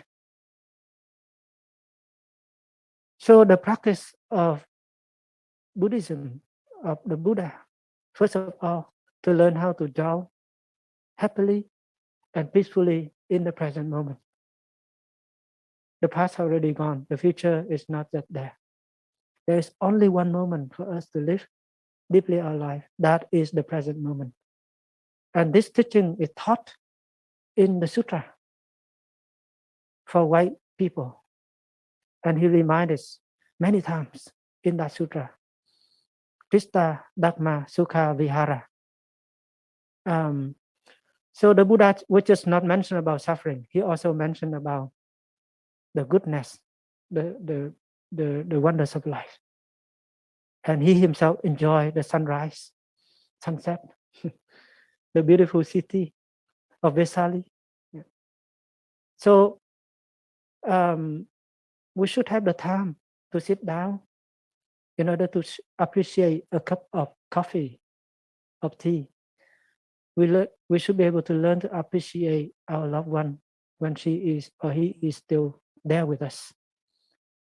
We learn to appreciate our teacher when he is or he is still there with us. So all this practice can be touched, can be experienced in the here and the now, and not let the suffering to overwhelm. And the Buddha also taught about food, food that nourish our body and mind. Nothing can survive without food, including our love, our compassion, our mindfulness, our insight, our anger, fear, frustration, despair, and so on. So there are 4 kinds of food that Buddha have talked about. Edible food, the food that we eat through our mouth. So in order to help the health, the well-being of our body and mind, we should learn how to eat properly, and we should learn how to select kind of food that nourish for our body and our mind. We used to say that illness comes from the mouth, and danger is also coming from the mouth, out from the mouth. So the first edible food, and then if we eat carelessly, and then the company who produce food for us to eat, they also produce a lot of junk food and a lot of food that destroying the environment, and we need to be aware of that. So mindfulness helps us to be aware of what is going on, so that we can choose and to live in a way according to the Noble Eightfold Path. And the concrete practice is the 5 mindfulness training. The second food is sense impression, the food that we take in through our eyes, our nose, our tongue, our body, our ears, because there are many image and sound that can be very nourishing, but there are also many image and sound that can contain a lot of toxins, and it can poison our mind and water seed of craving, anger, fear, frustration, and so on. So we need to be mindful of what we are taking in through our 6 senses. That is why in America they say that you are what you consume, you are what you eat. If you consume a lot of violence, fear, you become part of that, and you are that, and you will be acting out of that. And volition is about idea of happiness, about deep desire. Each one of us has a certain idea of happiness, and it seems that idea of happiness blocking us to be a happy person. So the Buddha said that in order to be a happy person, you learn how to let go the idea of happiness, because idea of happiness does not make you a happy person. So many of us have experienced this. In fact, happiness is available in the here and the now, everywhere in us and around us. So in order to experience happiness, let go of that idea, thinking. And if sometimes, and then consciousness as food too, collective and individual. Sometimes you listen to a certain things and it's repeating over and over again, then you are part of that, and you become a victim of the propaganda, of the conversation, of the media, and you cannot have the freedom to choose what you like to do with your life. We think that you are free, we are free enough. No, it's just like when you want to buy a pair of shoes. Normally you think that you are the one who buy the shoe, but actually the shoe buy you. Yeah. In America they say, are you eating an ice cream, or the ice cream is eating you? Yeah. And most of the time the ice cream is eating us. Yeah. We don't have that freedom. If you go to the shopping to buy something, that already bought in your consciousness throughout the way you listen to it, the way you consuming it every day. So you don't have freedom, free will to choose what you want to take. Yeah. So this is very important. So consciousness at food is really important. When something, if you think over and over again, and your consciousness consume that, your sadness, your joy, your anger is consuming, like a cow eating grass, and after going back to the what is it? Back to the where they sleep, they continue to chew that grass. We are like that. We continue to chew over again our fear, our suffering, our difficulties, our hate, and then when it's ripe enough, it becomes an action in our daily life. Mindful consumption is a concrete path toward more nourishing and healing for our society. So the way out for our difficult situation is to learn how to consume mindfully. Because we consume, that is why they produce. If you consume a lot of violence movie, they produce more violent movie for us. If you consume a lot of meat, they produce more meat for us to eat. But actually, we don't eat that much. We eat a little, but we pour out into the trash a lot.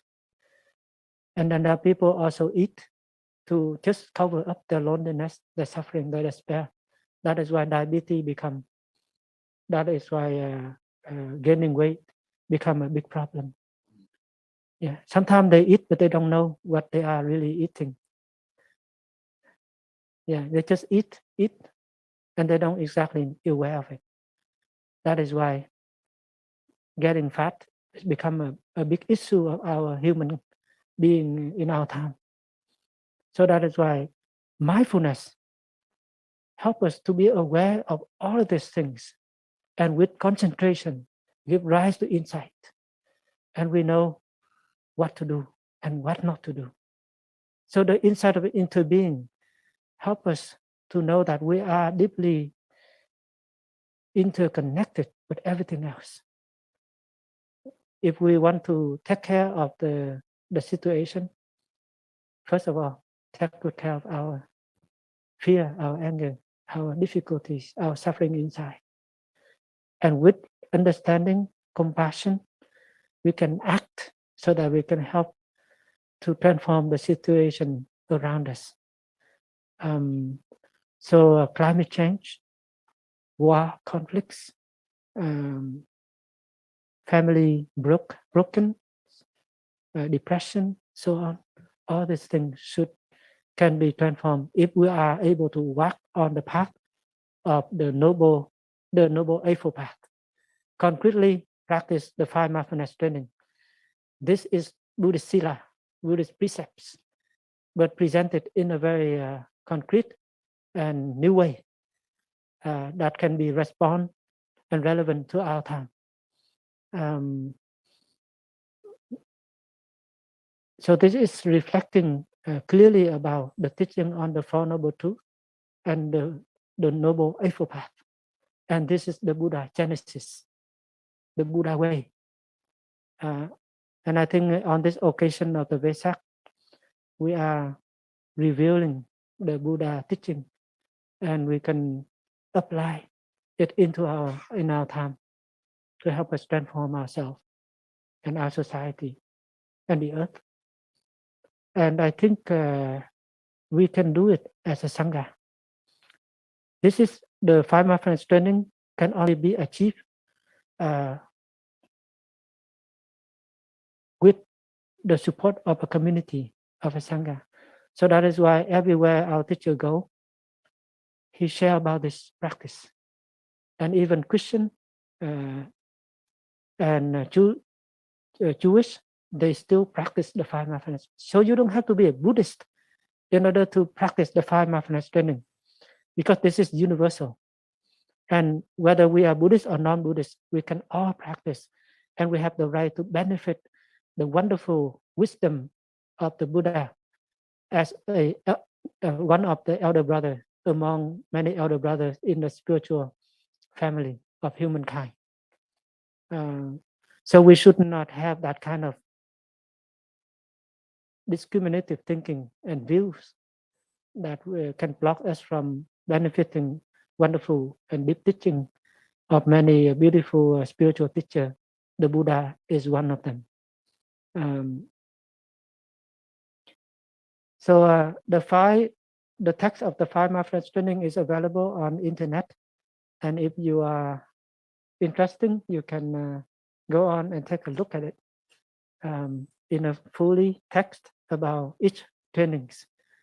And we have been sharing this in all retreats. Every time we organize retreat, we share this practice to the people, and they are really receiving it and practice. And we also organize many retreats online during the pandemic, so that we can help people to suffer less and to be with the people during the difficult time. And now we are able to open retreat on site too. And we also lead retreat for business people in order for them to know exactly what is happening and how they can contribute as a business and corporation in the world peace and the environment and the society for the well-being and the happiness as a human family and other species on earth.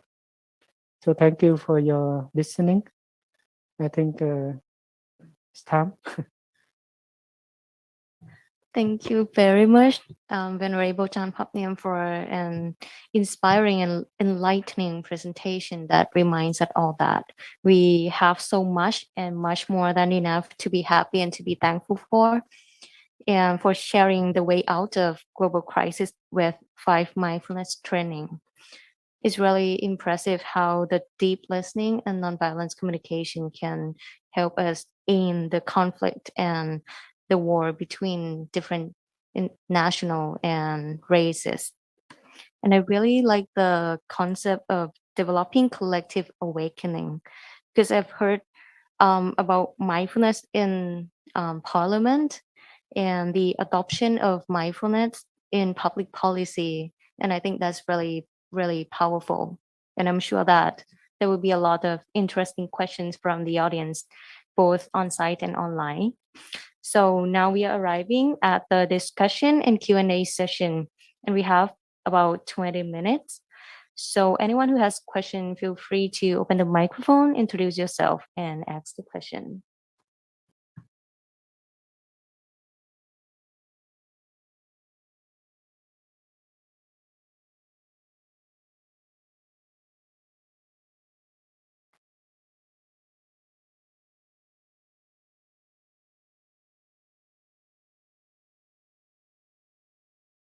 I will start with Hello.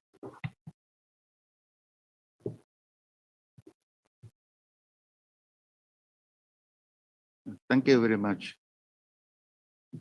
My name is Dr. Sakchai Sakabucha from ABSC.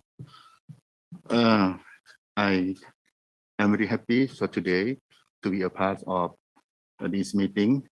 I think from Venerable Chan Papniam. Okay. I like very much your sentence about happiness is here and now. Happiness is here and now. I would like you to give me a little bit about the meaning of here and now. What is the meaning of here? And what is the meaning of now?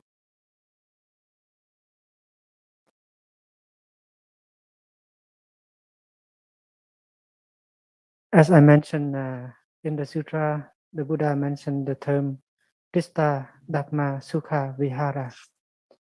It means living happily and peacefully in the here and the now. Here and now, when your mind is fully in the present moment and not carried away by regret concerning the past and worry concerning the future, you are fully, your body and mind is in the here and the now. Because sometimes most of the time your body is here, but your mind is somewhere else, traveling in 1,000 directions. And in Buddhism, the key to access to happiness is to unite your body and your mind together. Body and mind should be together. And when body and mind together, you know exactly what is going on. First of all, there are people who are aware of the suffering. They're more sensitive about suffering. And they think that my life is only suffering. But the Buddha, before he taught us how to embrace and take care of the suffering, ill being, he also taught us how to cultivate joy and happiness that is available in us and around us. And this is taught in the sutra called Anapanasati Sutta. The fourth, and the fifth exercise is about cultivating joy and happiness. And the seventh and the eighth exercise of mindful breathing is about handling suffering, emotions, and anger, and so on. So you see, the Buddha is very scientific, because sometimes he knows that we are weak. We're not able to be strong enough to handle suffering. So he said, okay, pay attention to what is not wrong. Yeah.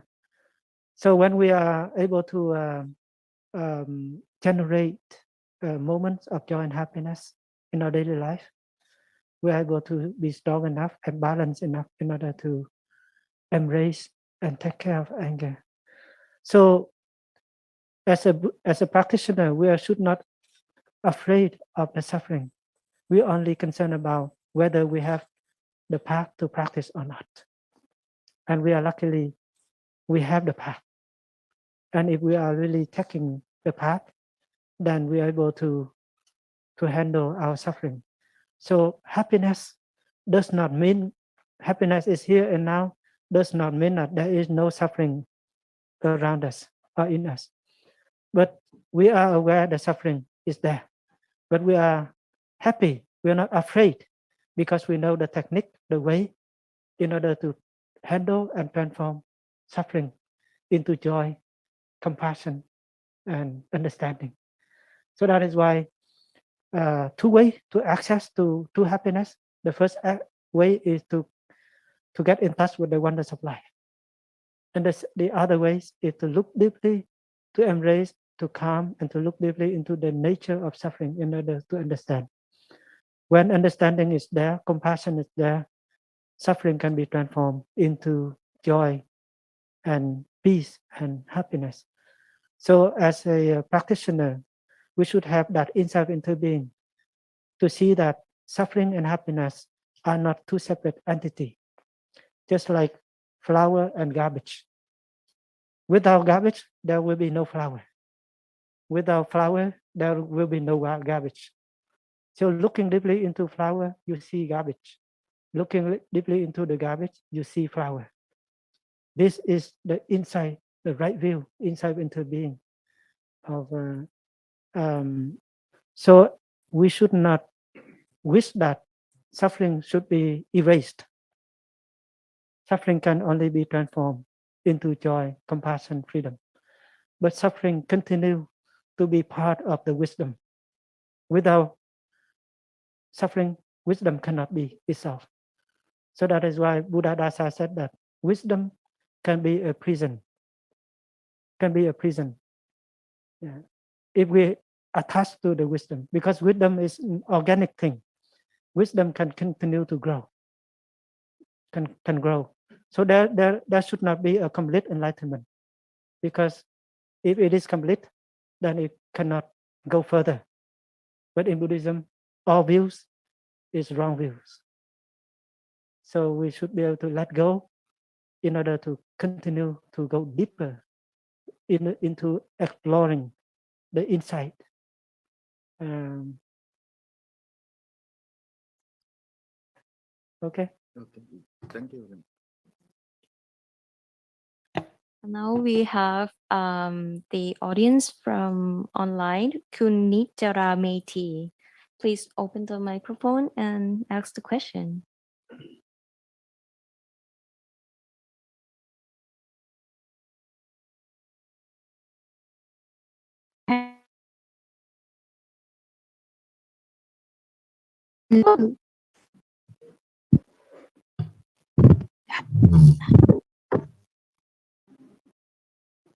Hello. Am I audible? Okay. Can you repeat the questions again?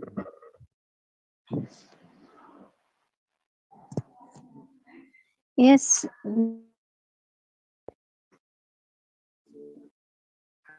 Religions in contemporary time by practicing our sila.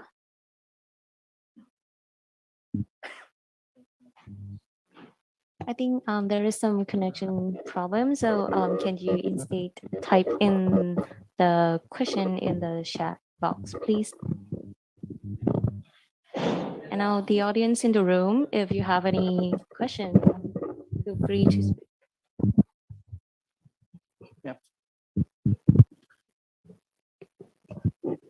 Well, it's a very enlightening talk, and thank you so much for your kind presentation today. So, my question is that at the moment right now that we are experiencing a lot of conflict, like Russia, Ukraine, Israel, Palestine. So, what should be the Buddhist action, like Buddhist mindfulness movement, should be done during this time? So, could you like to share some reflection regarding to your standpoint?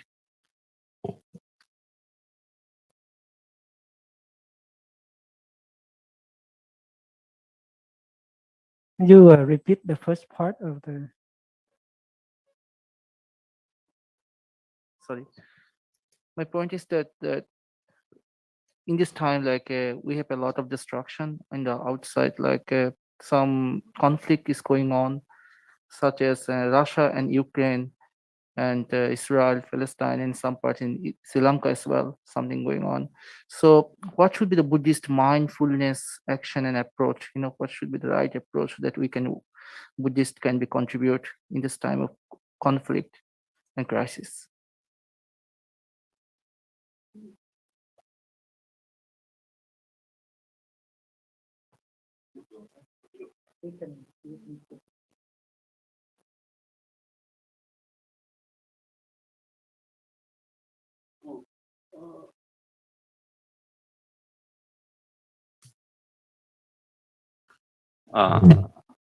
I think that now, as you mentioned, there are many the conflicts going on in this world at the moment, and I think that this mindfulness practice is a very wonderful.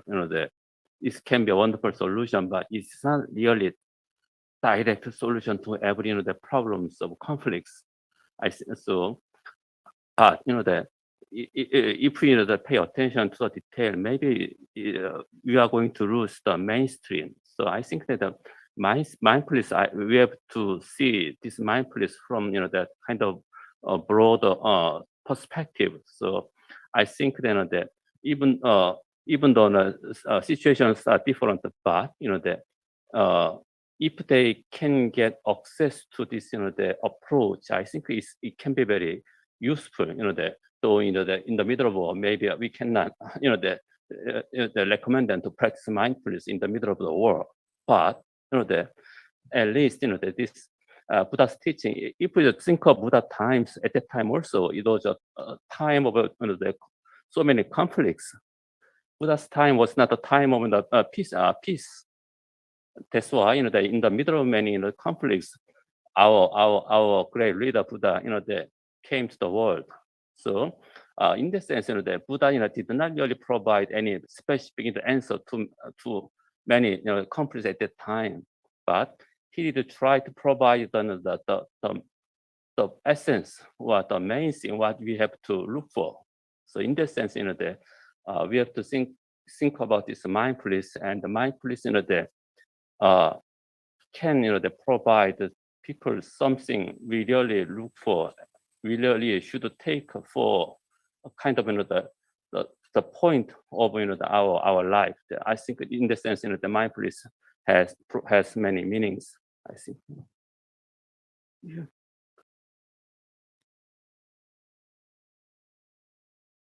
I think what, to me, normally what I read or know on the media, it's just only a small part of the reality.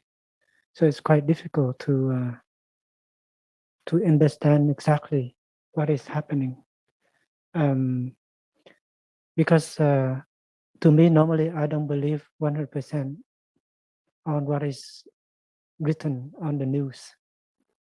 So I have to be very careful about that.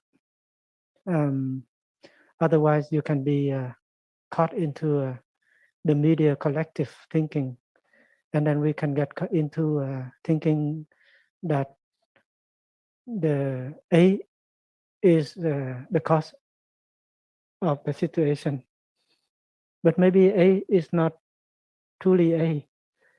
A can be part of the others' causes, and B also.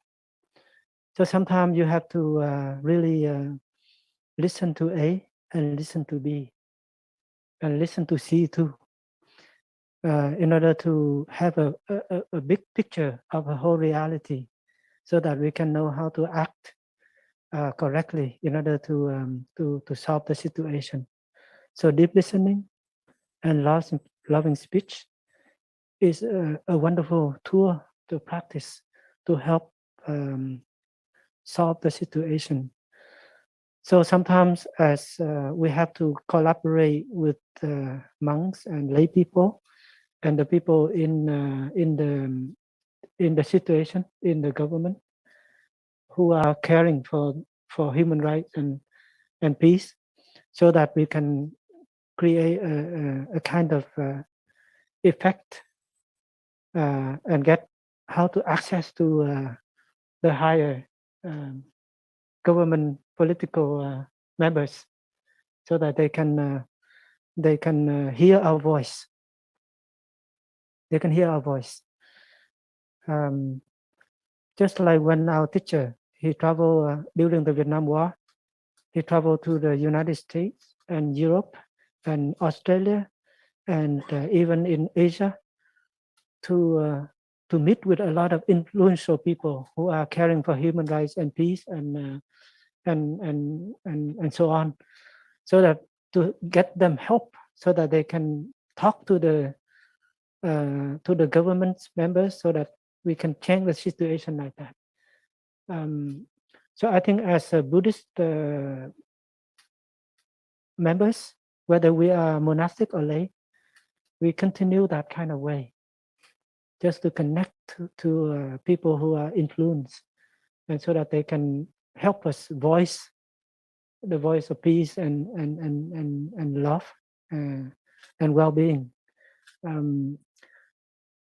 And I must say that we should not, we should be very careful, because every victim, even like you think that A is the main cause of the conflict and war, but actually A himself is also victim of wrong perceptions and fear and worries. And that is why he acts in that way, or she acts in that way. So in the insight of Buddhism, interbeing and right view, our enemy is not humans, not men. Ignorance, wrong perceptions, fear is our enemy.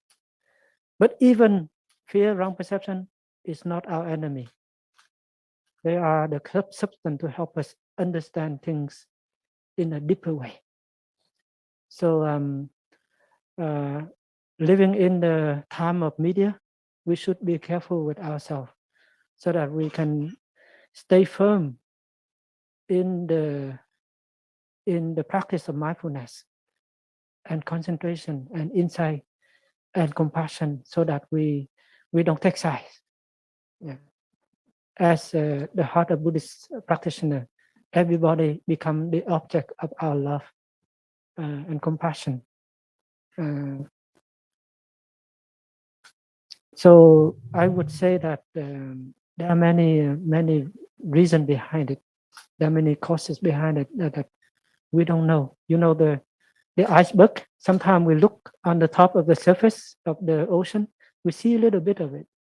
But behind that, under it is a whole big iceberg that we don't really know. Yeah. So continue to look deeply as an individual and collective so that we understand the situation deeper and deeper so that our action can be more fruitful for us and for our society.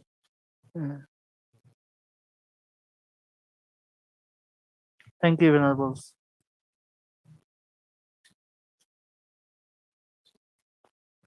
Oh, Venerable, I appreciated your talk so much, and I continue to appreciate it. I'm trying to put the question mark deep enough down to be worthy of a response. And I have to say, I'm not trying to be divisive. There are more things that unites Buddhists than separate them, for sure. So if you decide you don't want to answer this and take the noble silence, I will respect that completely. But I have a puzzle I've been working on as I heard you talk about the culture of awakening. There has been a controversy in Buddhist writing not long ago between Stephen Batchelor and Bhikkhu Bodhi. I'm sure you're aware of this. And I try to understand whether and how there is a difference or not between the Plum Village approach to culture of awakening and what I read in the New York Times bestseller, Buddhism Without Belief by Stephen Batchelor. He ends his book with a big hope. And we've talked about hope earlier today. He ends his book with this big hope that there will arise a culture of awakening in the world. And then I think, okay, well, is this the same as the Plum Village culture of awakening? Is it different or does it even matter? But as I think about the controversy and how it divided Buddhists, I think it probably does matter. It's worth raising the question. The other question I have is so small, it's not significant compared to this. If you care to talk about the further explication of culture of awakening, I would really appreciate. And whether that's the same or different in your view of Batchelor's view in the last pages of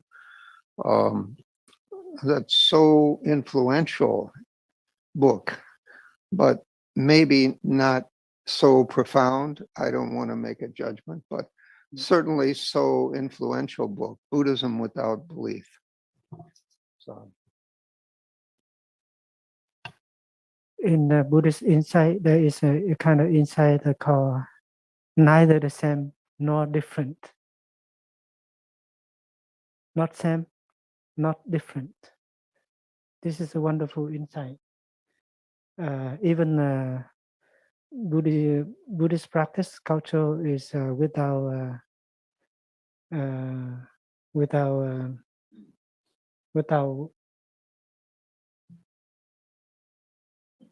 what you mentioned, but actually each tradition in Buddhism has a different flavor and different way of presenting the practice, but there's only one purpose, one aim, to help us develop compassion, peace, and freedom. And people have a different mentality in the world and different culture. So Buddhism should be able to adapt to a certain culture and the mentality. There are people who are able to practice meditation, but there are people who cannot. They only need to evoke the name of the Buddha, and they are fine with that. So, as a Buddhist, we should not get caught into certain things. We should not say this is Buddhist, that is not Buddhist.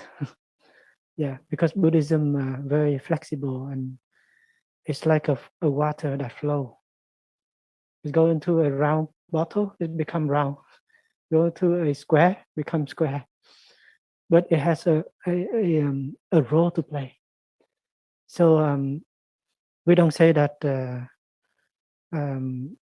Pure Land is better than Zen, or Zen is better than Pure Land. Yeah. Pure Land and Zen, we share the same practice: Sila, Samadhi, Prajna, or mindfulness, concentration, insight.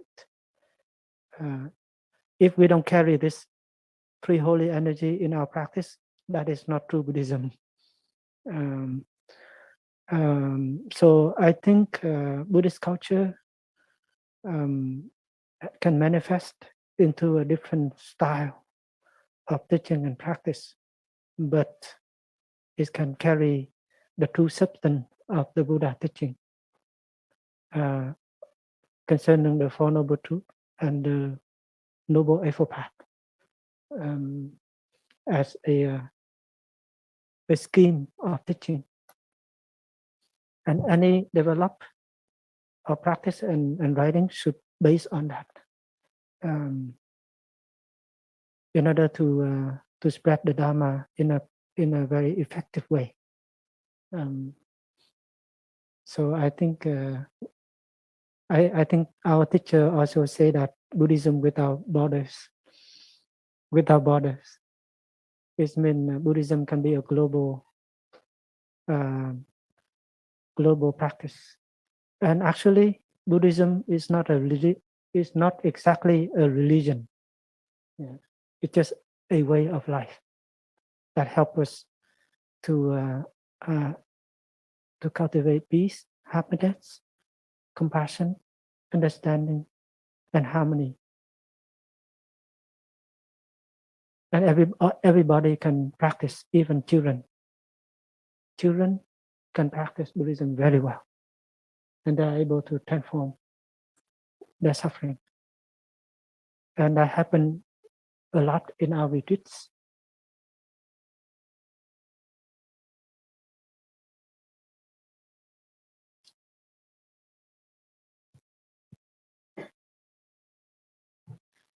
Thank you very much. Such a very interesting discussion, and we learned a lot, like deep listening and compassion and true understanding.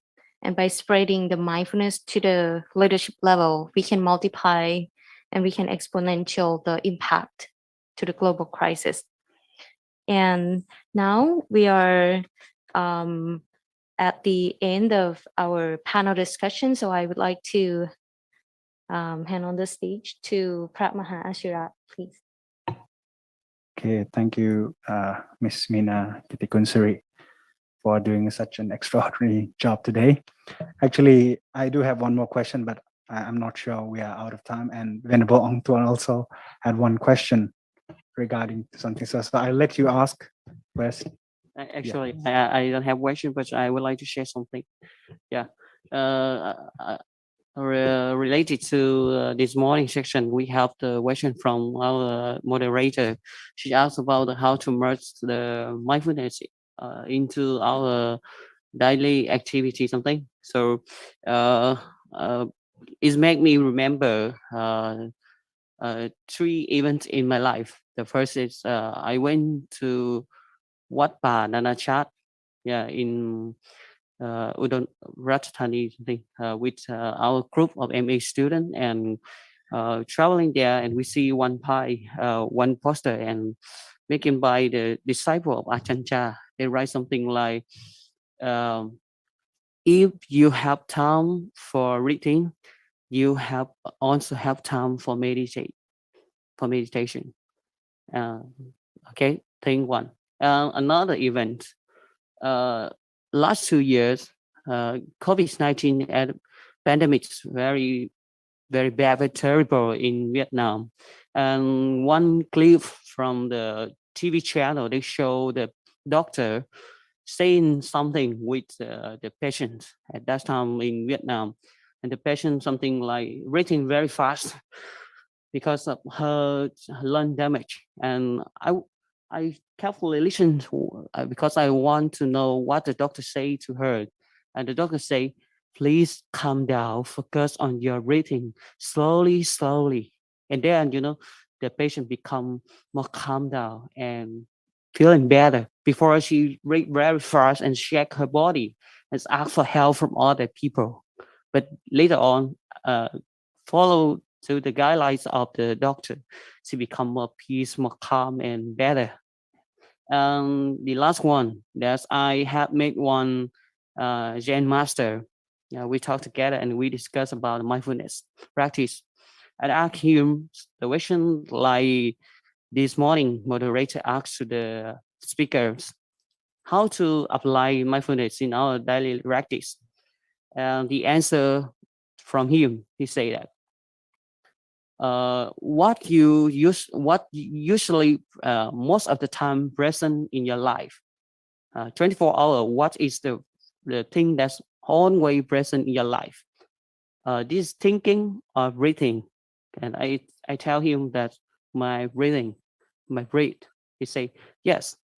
Don't say that is your thought, the thinking, because when you sleep something, you stop thinking. But even you sleep, you have to breathe. So foundations of our activity is this morning we mentioned that is present moment, and present moment built up by breathing in, breathing out. Observe in the breathing in, breathing out. So I think that's from three of that. Even so, we can say that anapanasati, or breathing in, breathing out, mindfulness on breathing in, breathing out. This is the best way can help us for the beginner. I mean, for the beginner to merge the mindfulness in daily activity. When we practice breathing in, breathing out mindfully, it's build up our mindfulness day by day. As our venerable teacher Pháp Niệm, he said that everything needs food, everything needs to be nourishing, and even our mindfulness as well. So the way to build up and nourish, to take care our mindfulness, that is, we can start from our breathing, mindful breathing in and out. And then when we have enough mindfulness will present in your daily life, in your daily activity. Even when I see the Zen master, whenever I see them, they do nothing, but look at them, I know that mindfulness present in their body, in their mind, because they build enough mindfulness. Yeah, that's my explanation and my thinking, my thought related to her question this morning. Thank you for your listening.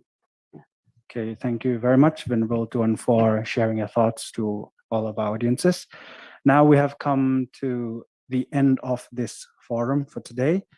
And on behalf of the organizing committee, I would like to sincerely thank both the scholars, Venerable Professor Dr. Jongduk, and also Venerable Shan Phap Niam, for sharing their valuable knowledge about mindfulness, both in the Korean way, the research insight that he shared with us, and also the teachings of the Most Venerable Zen Master Thich Nhat Hanh. So I really love the concept of a 5 mindfulness training, right? So now, without further ado, we have come to the closing ceremony. So before we do that, I would like to invite Venerable Pramaha Virasak Apinantaweti, Dr. Vice Director of IBSC, to give the thankful remarks to all our scholars and all the participants who have participated in this forum today. So.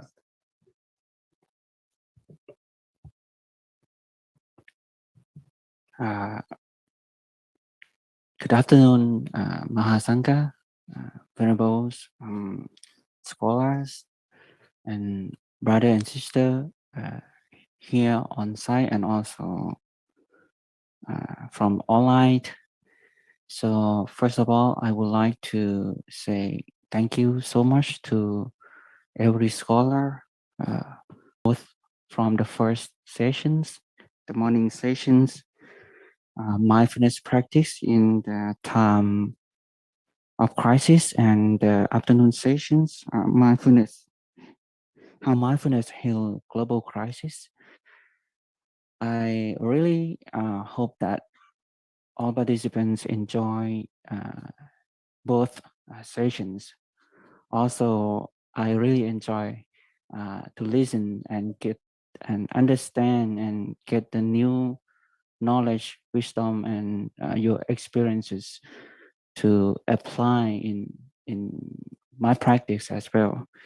So, on behalf of International Buddhist Study College, led by Venerable Professor Dr. Paramahansa Dhammahaso, or พระครูปลัดปัญญาวรวัตร Director of International Buddhist Study College, อาจารย์ Dr. Sakchai Sakabucha, Vice Director of IBSC, and also the organized team led by Venerable Pen, and also the staff of IBSC.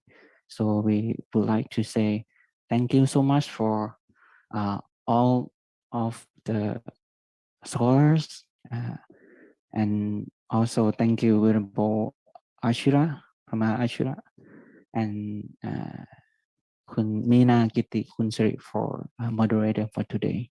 So at the end of the sessions, may the power of the Buddha, power of Dhamma, and power of the Sangha bless you all to be happy, healthy, and peaceful. And thank you so much for today. Sadhu. Now, I would like to invite Dr. Sakchai Sakabucha, Vice Director of IBSC, to present the Dhamma gifts to both our scholars in front of the stage. So please. Dhamma gift? No, I mean to give the present to our scholars. And after that, we will have a group photo together. So let's just invite both our venerables. First, I would like to invite Venerable Professor Dr. Jongduk from Dongguk University to receive the Dhamma gift from Dr. Sakchai.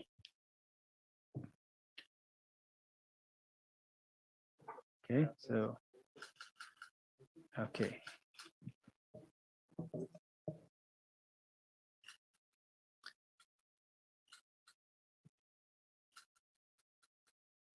Okay, thank you very much. Next, I would like to invite Venerable Shan Phap Niam, Dhamma teacher of Plum Village, Pak Chong, Thailand, to receive the Dhamma gift from Dr. Sakchai.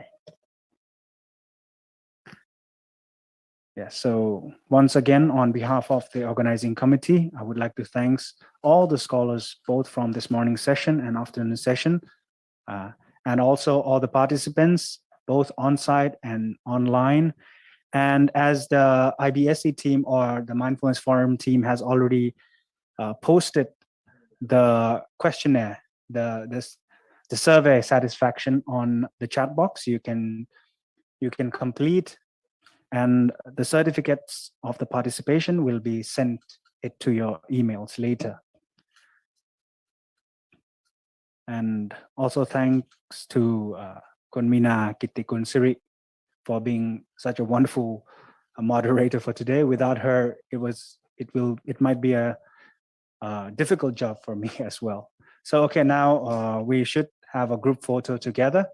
I would like to invite all the scholars, Ajahn Professor Frank too, and Ajahn Pramhavirasak, Dr. Sakchai, Venerable Tuan, Venerable Neminda, and all the IBSC students as well, to gather here in front of the stage here, the front of the room, to have a group picture together. And after finishing from this room, after we end this forum, You can also head to the main SCAP hall to listen the Bangkok Declaration. I think it's at 5 p.m. this evening, and some seminars are still going on.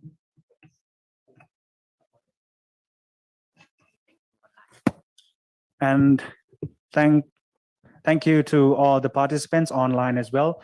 All the 70 participants we have here.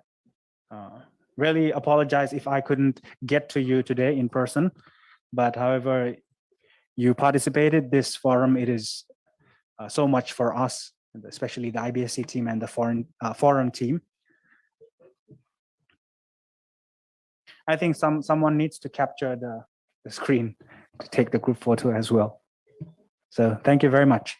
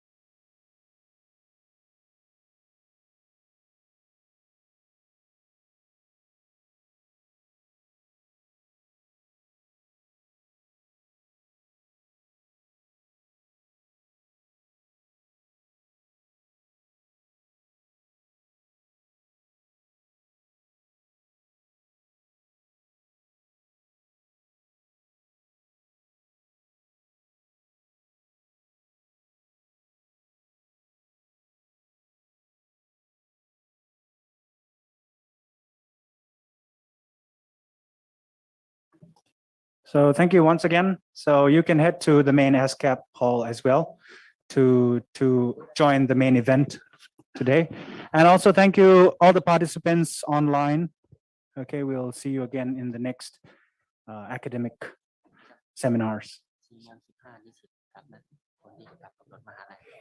And the students living in MCU, the bus will leave at 4:45 p.m.